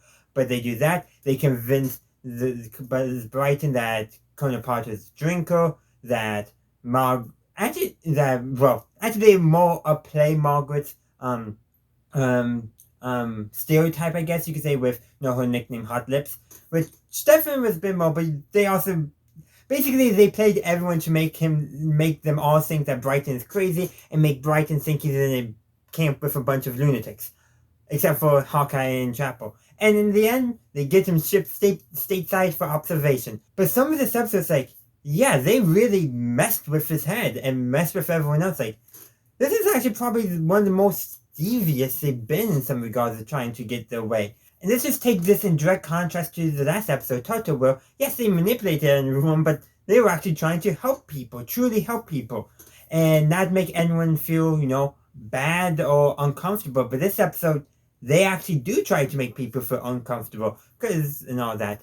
And the episode ends on a joke. Basically, it's a funny joke in some regards if it wasn't attached to the rest of this episode. The ending joke, Trapper and Frank are in surgery. Frank is complaining about them, and the patient's brought in, which is Hawkeye, and he's like, a little bit off the top kind of deal, pointing towards, I think, his nose, but it's meant to be funny, humorous. But there's a later episode, I forget which episode it was, but much later in MASH, where there's another unit commander who has a very high casualty count, and they do stuff to try to get him off the line. I think remove his appendix, even though it's totally healthy. But the episode ends, it's not a joke, it's more wounded comes in, that even though they did something, they didn't stop it. And that's what this episode truly is lacking, and evident how early MASH was more intended to be a comedy. This episode is intended to be comedy. Yes, a little poking fun, of course, at the military and at war. They always do that. MASH is distinctly anti-war. But here, it's solely through comedy.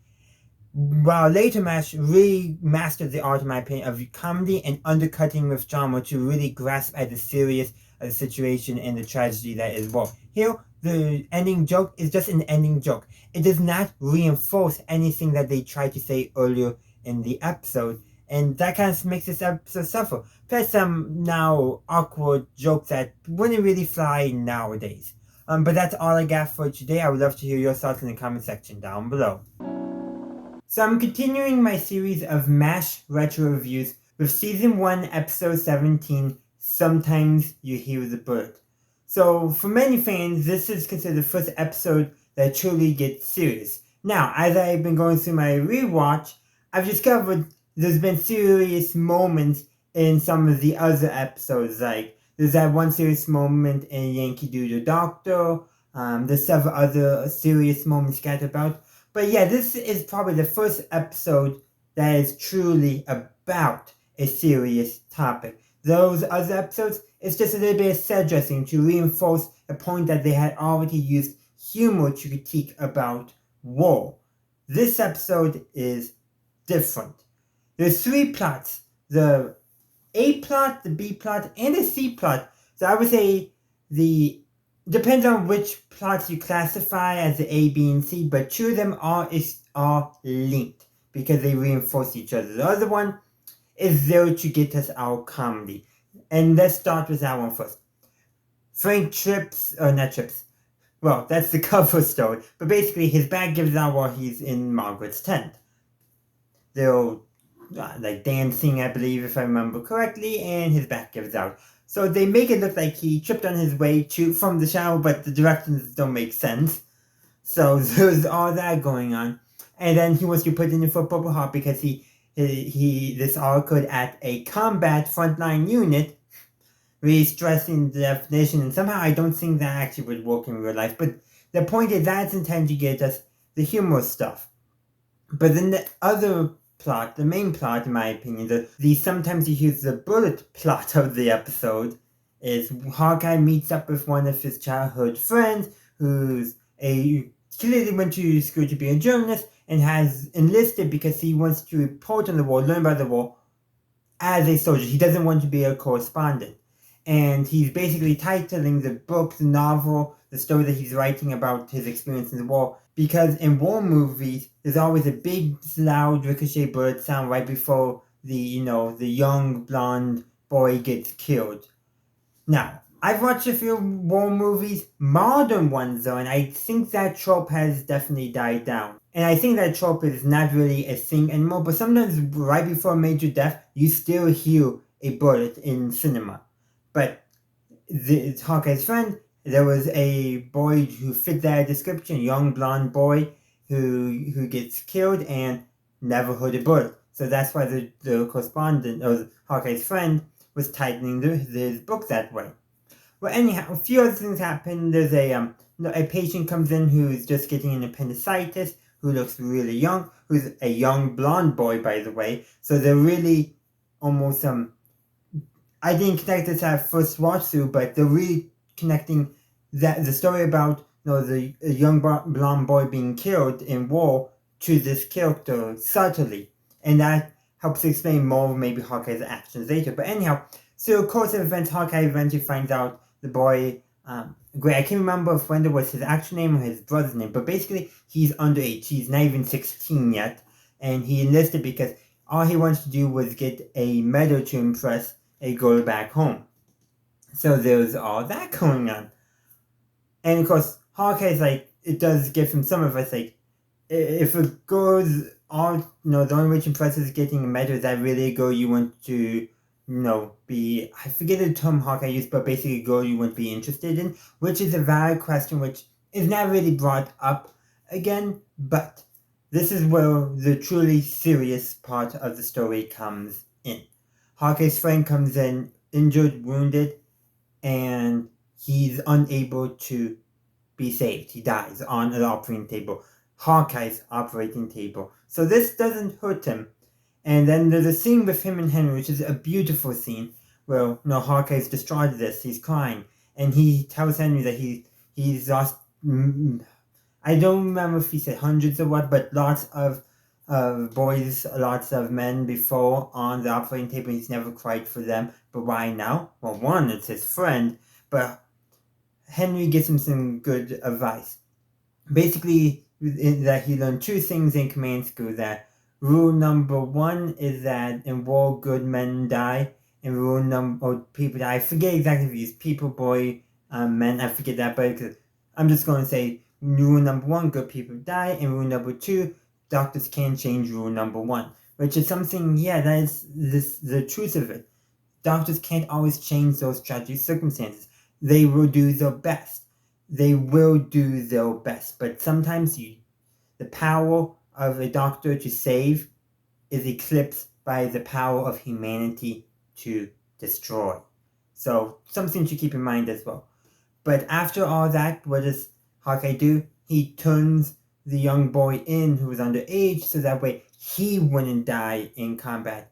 And the character tells Hawkeye that he'll hate him for as long as he lives. And Hawkeye's response is just, I hope it's a long life.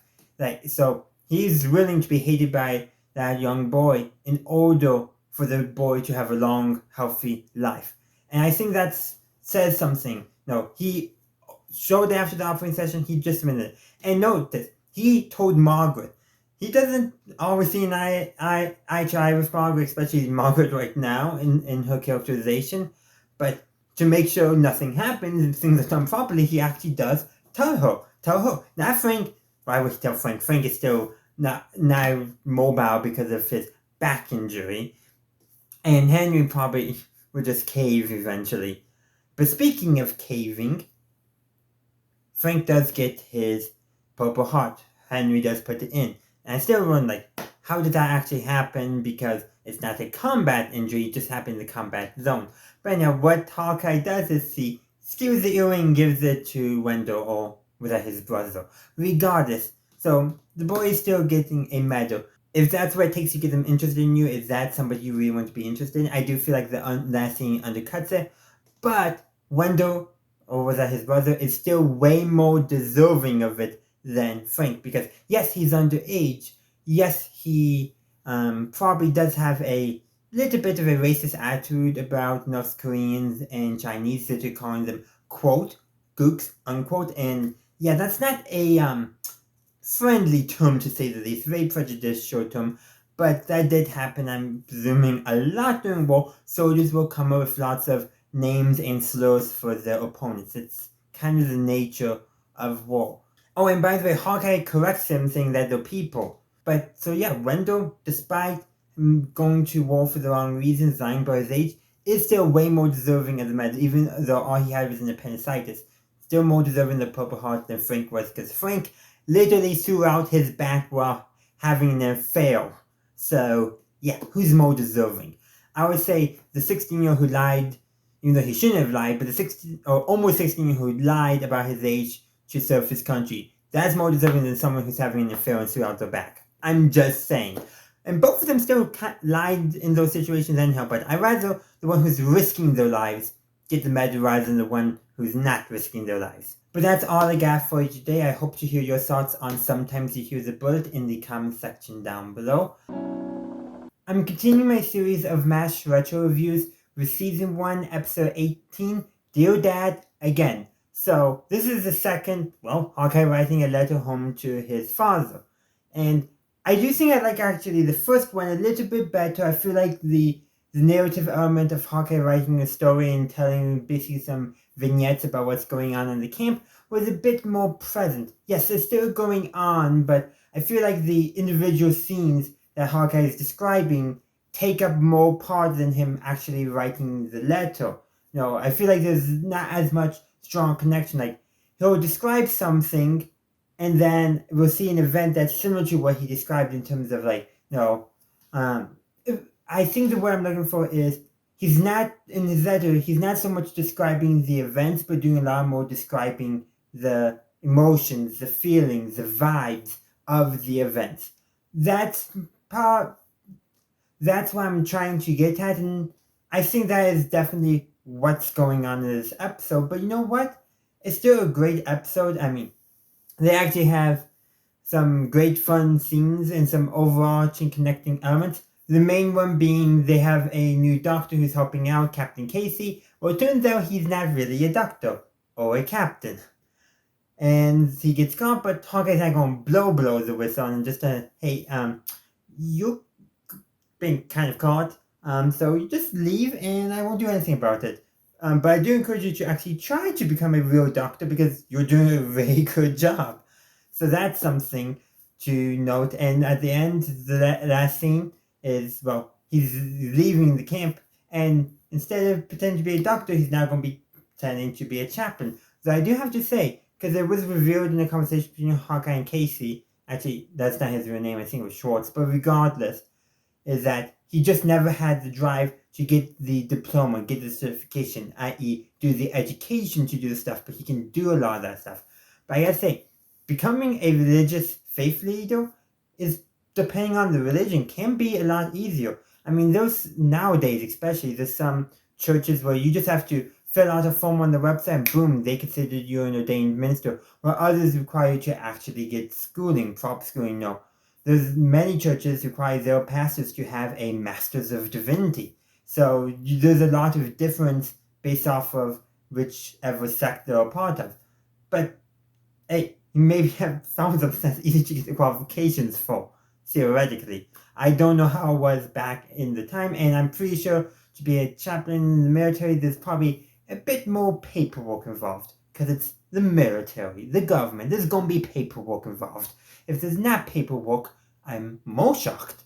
But anyhow, there's some other fun scenes. This episode, for example, is when we're introduced to Frank's nickname, Ferret Face. So, and he's the one who reveals it because his brother used to call him that. Man, he did not have a nice family. That explains a lot about Frank. He probably just did not have a very good, healthy environment, and that really harmed his socialization, his growing up. So, a little bit of sympathy there for him, but he never makes an effort to improve, unlike Margaret. And speaking of Margaret, there's actually a, well, as Harker describes it, a no talent show. And yeah, none of them had talent.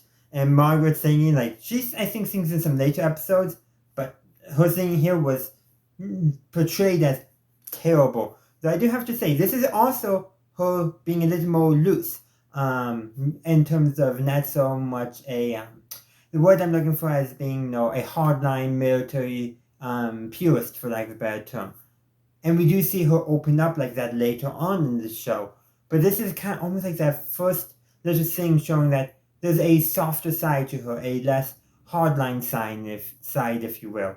There's other small moments here and there I can mention, but overall it's a good episode, though I do prefer the first Dear Dad episode. Oh, one last thing, Klinger also appears in this episode. He's got some decent scenes, and probably one of the best ones, involves what this episode might be best known for, is that, so, Klinger's introduced in this episode, he's wearing a wedding dress as part of his bid to get out on a Section 8. Though, he really probably should try something other than Section 8, because I can really follow him in civilian life. Because that would not be considered an honorable, or other than honorable discharge, would be considered a dishonorable discharge. But moving past that, basically, him and Hawkeye have a brief conversation. Hawkeye tells him to, wear a slip because he can see his shorts, something along those lines, and describing the clothing in some form. But anyhow, after that scene, Hawkeye and Trapper are talking, and Hawkeye is saying that he could go through the mess tent wearing nothing and nobody would notice, and they bet $50.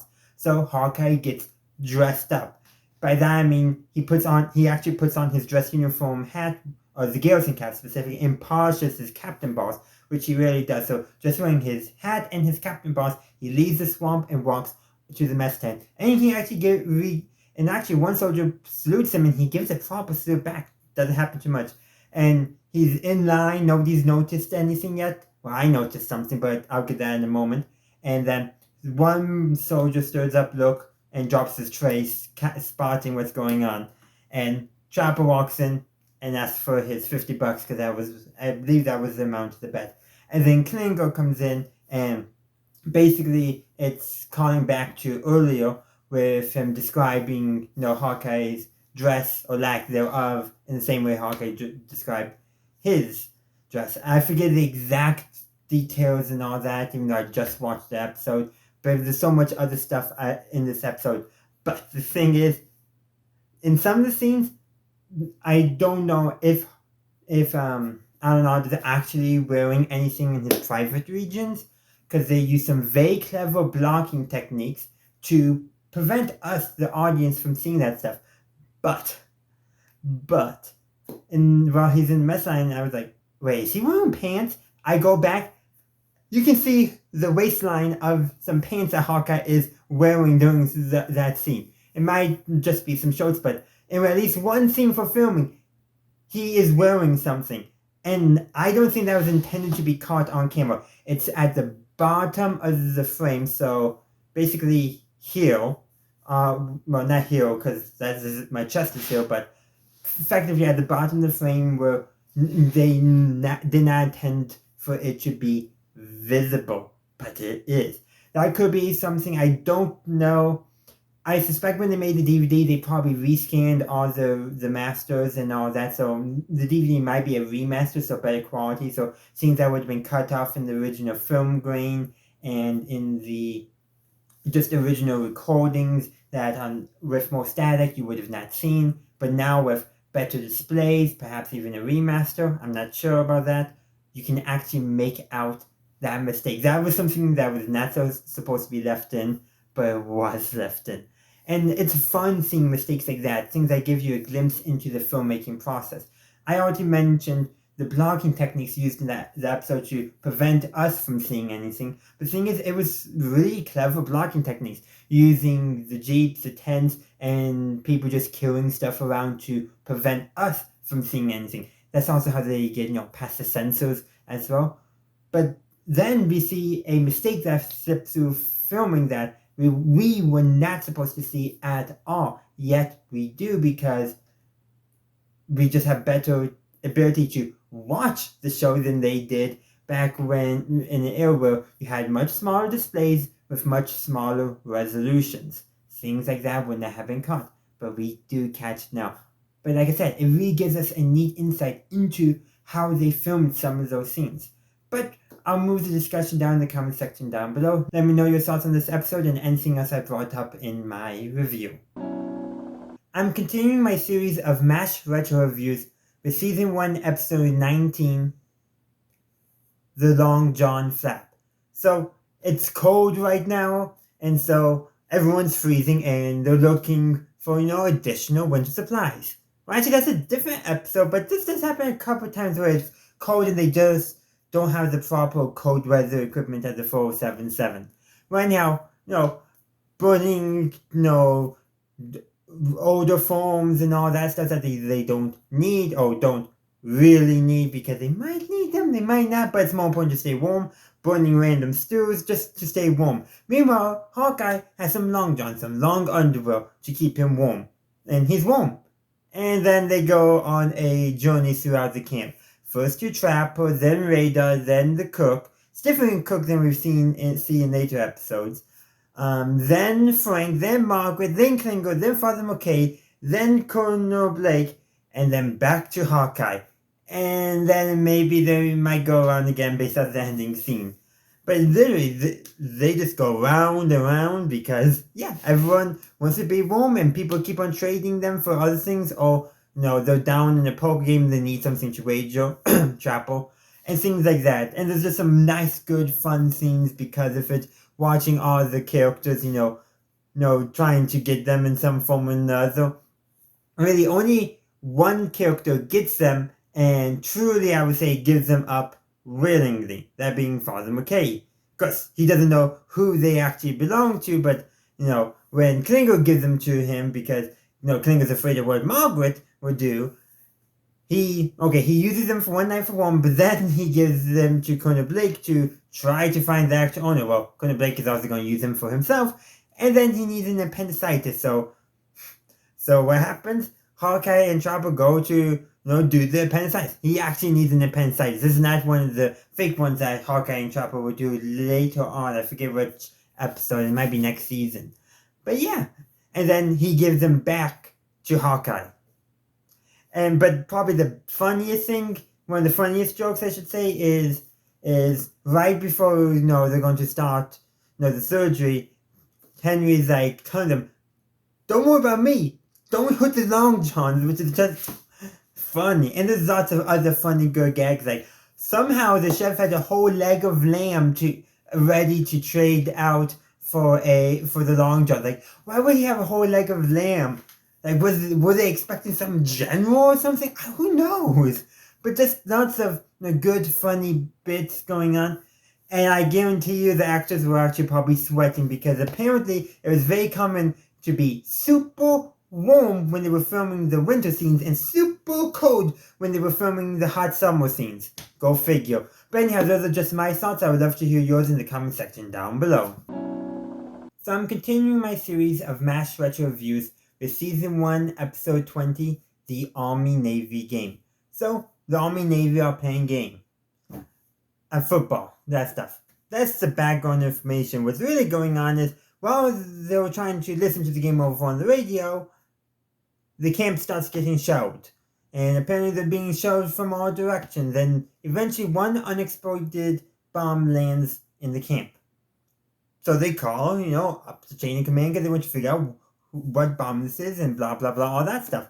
Well, it's not an army bomb, or a North Korean bomb, or a Chinese bomb, or a Soviet bomb. So they're told to call the Navy. And the Navy figures out that it's not a Navy bomb, it's a CIA bomb. Of course the CIA has its own bombs. They quite literally make that joke in the episode. And it wouldn't surprise me if even today the CIA still has its own bombs. Well, anyhow, man, it would be neat if Colonel Flag actually appeared in this episode. He hasn't appeared yet, but this would have been a cool episode for him to appear in. But then again, he also claims he's CID, CIA. He claims he's a lot of things, but that's irrelevant to this episode. So eventually they got to disarm it. Well, guess what happens when they disarm it? They fail. But don't worry, this entire time the nerves about exploding. And it's just a bomb filled with a bunch of propaganda leaflets. Of course. So all that climatic tension that was built up through this episode, Klingo getting out of the dresses, putting on the same suit he was drafted in, characters, trying to come with terms that potentially they won't make it and all that tension, all that build up evaporates away. And that's really an effect of MASH being a comedy, but at the same time, you had all that drama. And it was still there. They still went through and experienced those things. And in real life, you can experience lots of serious stuff and then realize after the conclusion of that event that, wait, that's not as serious as I thought it was. But sometimes during the thing, you don't realize what it is. And again, if the CIA just told them like, oh, by the way, this specific bomb is a propaganda bomb, it won't actually harm anyone unless it lands on your head, then they probably wouldn't have been as nervous. But they were still being actively shelled with actual live ordnance, so yeah. But really, this episode is just a series of fun jokes that the characters are doing to try to alleviate tension. There's some obviously humorous moments, like when a shell fragment impacts Henry's office and destroys the phone, and he's bit out of it. That's intended to be more humorous for us. But the characters, that's serious. Like, somebody has actually been injured. But there also when they're making jokes themselves to try to alleviate that tension. But you can tell most of the jokes is for us, the audience. And that does think hurt the episode a little bit. Still a strong episode, good episode, fun episode. But I think I would have loved it a little bit more if most of the jokes were the characters trying to alleviate the tension that they were feeling, rather than trying to alleviate the tension for us, the audience. That still would be the effect, but I would have loved it. I think it would have been a much stronger episode, stronger story, if the jokes were being told by the characters, rather than being told about the characters for only us, the audience. The jokes should have been for both the characters and us. But that's just my thoughts. I would love to hear your thoughts in the comment section down below. I'm continuing my series of MASH retro reviews with Season 1, Episode 21, Sticky Wicket. And surprisingly, there's nothing British about this episode. I know there's later on going to be an episode where they deal with some British soldiers, but that's not this episode. Instead, this episode, well, there's a couple things going on, but the heart of it is Hawkeye has a patient that is struggling to recover, Private Thompson. And some context around is, one, he's not recovering well, so Hawkeye is worried, trying to figure out what's wrong, what could he have missed, and Sounds like he's gone through almost every single possibility in his head. It doesn't help that during all this, him and Frank have a bit of a spat. No surprise there, but so early on in the episode, before Private Thompson's case worsened, Hawkeye basically gave it to Frank, basically a why you suck speech, if you will. Every single thing. And of course, Frank and Margaret are upset on it and starting to go over Colonel Blake's head again. But here's the thing is, Hawkeye doesn't want to apologize. And it is understandable. He has no respect for Frank as a medical professional. Well, you know what doesn't help now with all this? So when Private Thompson starts getting worse, not recovering well, and Frank rubs it in Hawkeye's nose, saying, well, who's basically Little Perfect, that kind of thing. And they start fighting it out. Yeah. There's a bit of influence, I think, from the movie, though, but much better motivation, I think, is going on here, because, I just feel like it's just better motivated, not, still some goading in the way, though it's actually Hawkeye who's goaded into the fight by Frank rather than the other way around, as it is depicted in the movie, but here it makes more sense on why it's going on, it's still basically professional disagreement becoming physical, Hawkeye standing up for his honor as a doctor, if you will. And he's basically depressed doing all this too. So this is not helping him. And eventually, what happens? Hawkeye's, sitting in guest quarters that's being used as storage, I guess. He's trying to sleep some. And all of a sudden, something pops into his head. He wakes Margaret up to help him with surgery. Tells her to wake up Ugly John, the anesthesiologist, and a nurse to prep. And they reopen Private Thompson and figure out what's going on. So I forget the exact term, but I think it had to do with colon, but basically a very obscure area that's hard to reach. And Frank, showing a little bit of humility, tells Hawkeye that anyone could have missed that. That's rare for Frank, I think, to admit, but it's true. Or I don't know if it's true. An actual doctor or medical professional can weigh on that, but I think it is true in the fact that Frank at this stage, he's not crazy yet. Well, he's a little bit crazy, but he is still a semi-competent physician. I don't think Frank is a surgeon. But yeah, he's probably right that anyone could have missed it. Because, took Hawkeye what? I feel like probably 2 days, given the pacing and all that. 2 nights at least, for him to think of maybe that is what's causing it. So it's not something that you would have thought of at the top of your head, like, the small intestine, like Margaret suggested. And there's a few other small things like, yeah, those make sense, but, Hawkeye discounted them. And it's this obscure one. Now, I've never rewatched House MD with the main character, Dr. House. Is basically a Sherlock surrogate, but anyhow, yeah, he could have come in this episode and be like, it's sad, and Hawkeye would be like, impossible, that's so obscure. But sometimes the obscure might be just what it is, and apparently that's what it was in this case. But what I really like about this episode is it does show a contrast between Frank and Hawkeye's doctors. Frank rarely shows concern whenever he has a patient who's not recovering well. Meanwhile, here's Hawkeye. He has one patient who's not recovering well, and he can't focus on anything else because of that. Frank, I have a feeling he could more easily move on, but Hawkeye, he just can't. Now, he also needed a little bit of perspective as well, which hopefully his conversations with Henry kind of helped him on. The perspective being, you can't solely focus on one patient at the expense of others. Even though that's not directly stated, I do think that's a perspective that Henry was trying to impart on Hawkeye. And one last thing before I leave you, there's plenty of jokes in this episode.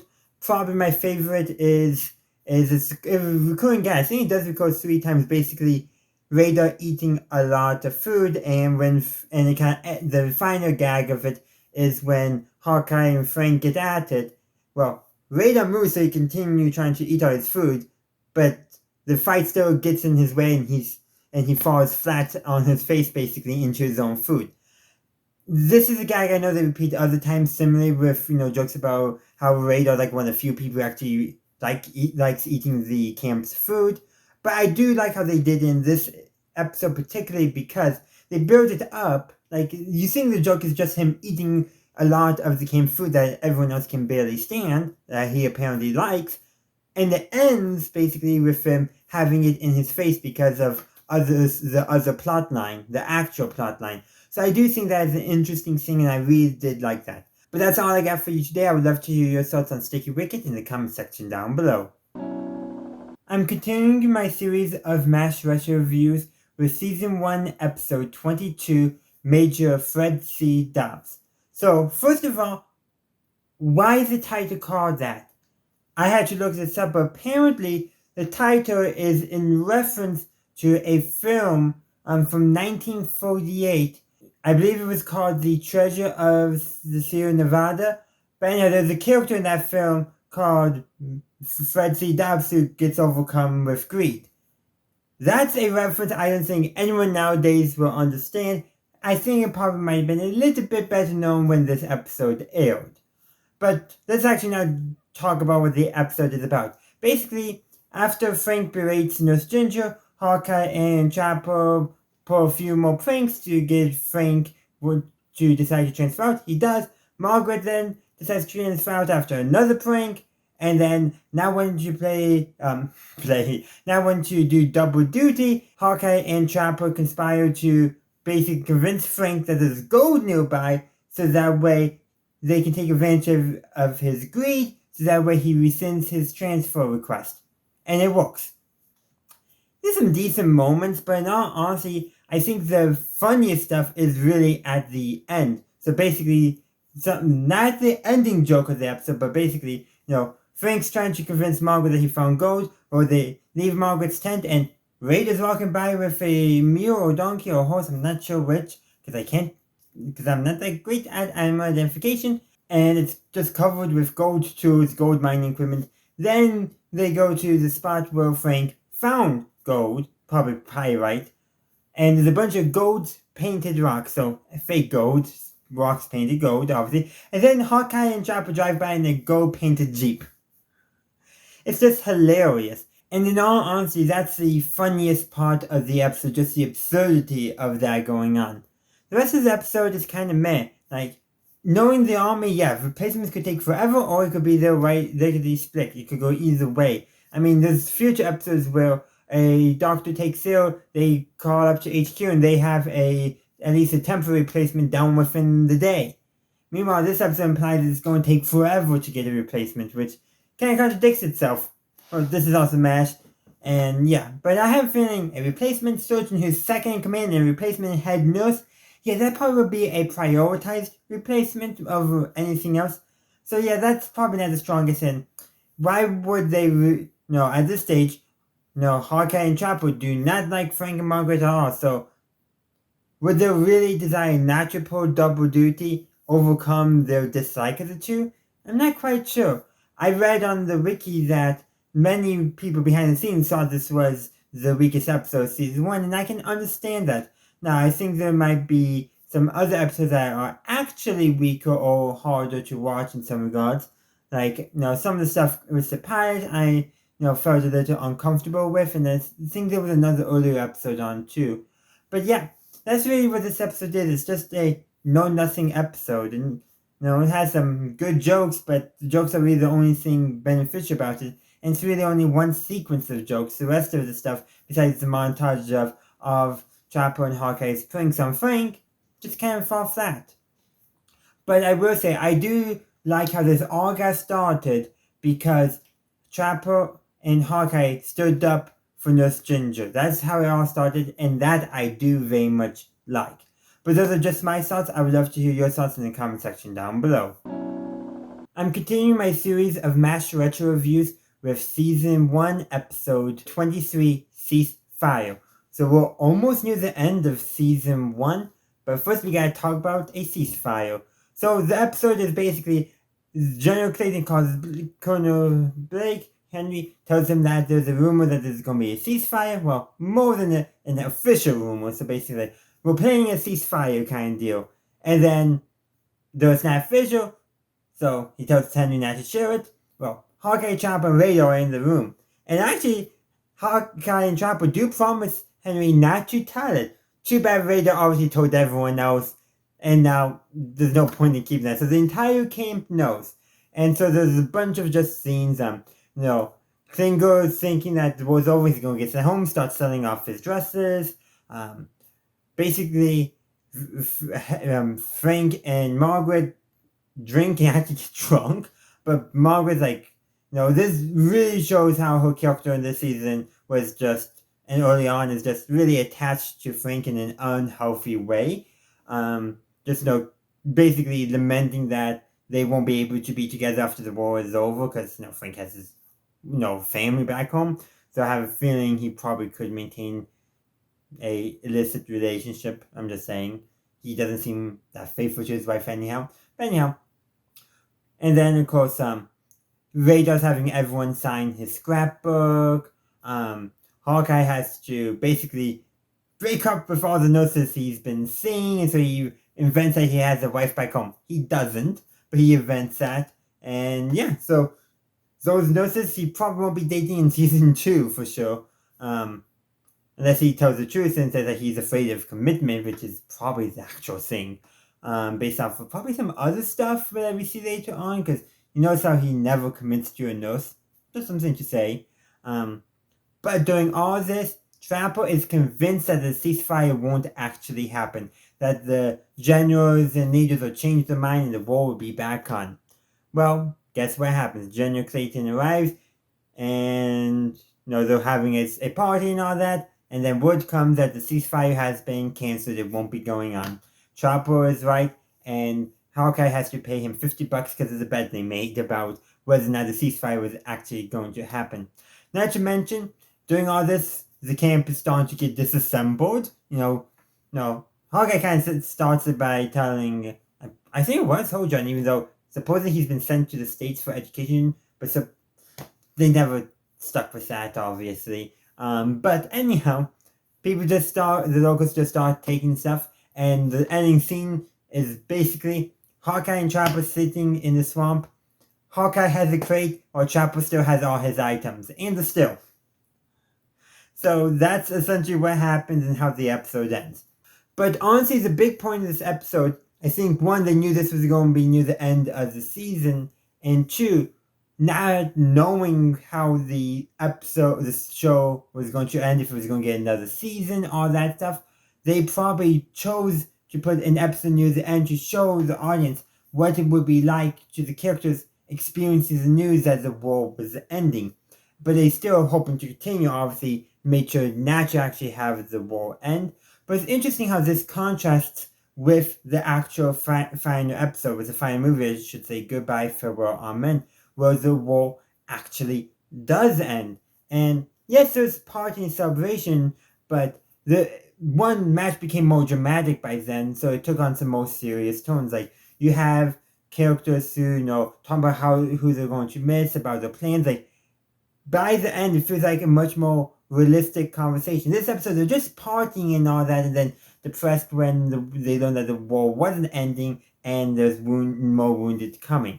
Goodbye for All Men, from the more dramatic era match, took a very different approach, but it also took a very different approach because they were actually ending the war then. Here, it was just a setup for the humor that they wanted to tell in this episode. But that covers most of the stuff I wanted to talk about this episode. You can let me know your thoughts in the comment section down below. I'm continuing my series of MASH retro reviews with Season 1, Episode 24, Showtime. So this is the final episode of Season 1. And, well, how well does it conclude the season? Decently well, but I do want to say, I think the previous episode, Ceasefire, would have made a better conclusion. And based off of some reading I was doing, sounds like Ceasefire, if they weren't going to get renewed, or a strong possibility, would have been written slightly different, ended slightly differently, to actually end the show. That didn't happen. The show obviously had 10 more seasons, but they didn't know that initially, and this is definitely not the best season finale in my opinion. It's not like Abyssinia Henry. But I gotta say, one thing about that episode, this episode, knowing that's going to happen, takes on some new context because one of the plot threads in this episode is that Henry has a son. His wife called Mildred in this episode, though, and later on she's called Lorraine. Again, continuity match wasn't a strong suit. And gave birth to their son, and Henry never gets to see him because of what happened at the end of Abyssinia Henry, or Abyssinia Henry. I'll talk more about that when we get to that episode in probably a year. But, really, this is a great, fun episode, but it is lacking.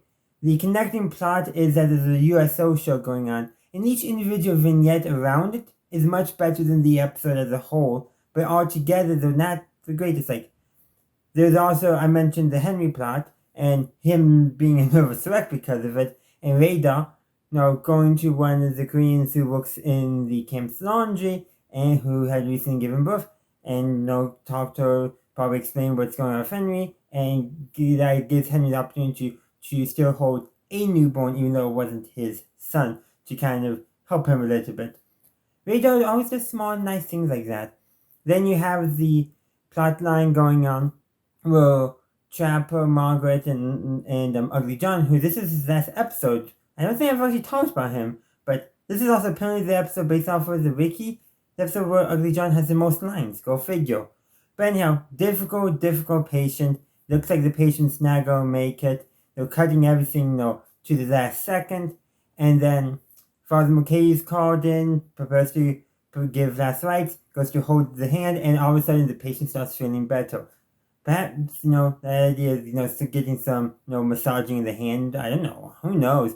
But it's a very touching little story going on, which also connects nicely with conversation that Hawkeye and Father McKay was having about Father McKay, how he doesn't often see the effects of his work, which makes sense. He's in the priesthood, the ministry. A lot of that does revolve around faith, where doctors can see tangible evidence of the work that they do. And the episode has basically, he goes to do his normal work, and the patient gets better. Not supposed to happen that way, but it does. It's just a really touching scene though. And then probably the most surprising thing is, at the beginning of the episode, Frank gets frustrated that Hawkeye is stepping over him with medical decisions. Like that has happened a million times before. But he finally resolves to do something about it, and he doesn't take the Frank approach, which would be complaining to Henry and then complaining of the chain of command because Henry wasn't doing anything about it. And so what does Frank do? He pranks Hawkeye. He took the Hawkeye approach for a change. And, okay, his things are kind of silly minded, but the first involves, messing with the sterile so it sprays Hawkeye's face, and then having Hawkeye, when he opens the door to the swamp, get a bucket of water dumped on him. And then probably his most clever one is sabotaging the shower somehow, so that way, no matter which shower Hawkeye was in, whenever he pulled the pull strings to start the shower, the other shower would start going. And if he changed to the other one, it would somehow work. It would switch to the other shower Hawkeye was dressed in. That is really a smart prank from Frank. Obviously I can figure out how they did it behind the scenes. That's easy, But I was actually keeping an eye out trying to see if I could spot any cuts. But regardless of behind the scenes, that makes sense. But how did he actually accomplish that? That's what I really want to know. But yeah, that kind of summarizes the episode. Each of them individual stories are great on their own. Two of them, they connect with each other, while the other two, not so much. But altogether, it's kind of a weaker episode, not the greatest season finale. But I do like how they ended the episode with a shot of each actor with their name displayed rather than mention their character names or that. That I really do like, reminding us that these are characters being played by actors. It's not like how they did at the end of the pilot where they used the PA to list the actors and who they were playing. I kind of like this a little better, a little more subtle, but still I did like that. But that's really the only thing I liked about the ending of the episode. This episode really didn't feel like a send-off to a season, but that was very common with sitcoms at the time. You just ended the season when you ended it. If you knew you were going to be ending the show, you might do it something a little special, but you generally wouldn't go for some kind of finishing a major story arc or anything like that because you didn't do story arcs. The fact that MASH had such a definitive season finale with season 3 is something, but we'll talk about that when we get there. But in the meantime, I would love to hear your thoughts on Showtime in the comment section down below. So season 1 of MASH is by most accounts the worst season of the show. That's actually very common for the other shows. The first season they were trying to find the voice, they were trying to find how they want to tell the story, so it makes sense that a first season won't be as polished as later seasons. But you know what? MASH still has a pretty decent first season, but there are a lot of awkward moments, jokes that really don't work anymore. Because some of the stuff, the cultural context around those jokes are not present in America anymore, so they're not going to land the same way that they did back when the show was airing. But the main thing I kind of want to talk about is this is the beginning of MASH. So nearly everything that we see later on MASH does have something being reflected in season 1. The comedy's there. Comedy gets more refined later on, but it's there. The serious undertones that we especially see played up in later seasons are also there as well. So it's kind of neat to know that how that just builds up over time and creates a better and better show. So is season 1 the MASH the greatest? No, but it's still pretty damn good. So this video is coming out while I'm reviewing season 2. It's supposed to come out in between, but there were some delays, mostly regarding the fact that this is going to be a very big file, and I don't have the most reliable internet currently. But I have a situation where I have access to some good internet where I can upload this video, so I got it made. So it's not going to be the most polished. When I get to the season review for season 2, expect that to be a little more polished, as I'll be able to take more time to get that in and all that. But I would just like to say is continue watching. I appreciate it, and I want to hear your thoughts on season 1 of MASH, and also what I've also talked about season 2 of MASH. This video will not be taking away from today, from this week's season 2 episode. I'm just doing this in addition. So I hope to see you this Friday. Thank you for watching my video. I do hope you enjoyed it. If you did, please be sure to give this video a like and share. Also, consider subscribing to my channel to stay up to date on all my latest content. You can also stay up to date on my content by following me on social media. I have a link tree down in the description which has all my social media links on it. Additionally, if you would like to support the channel, you can become a channel member and get early access to all my videos. In the meantime, thank you for watching, and as always, have a good day, a good night, wherever you are. May the force be with you always.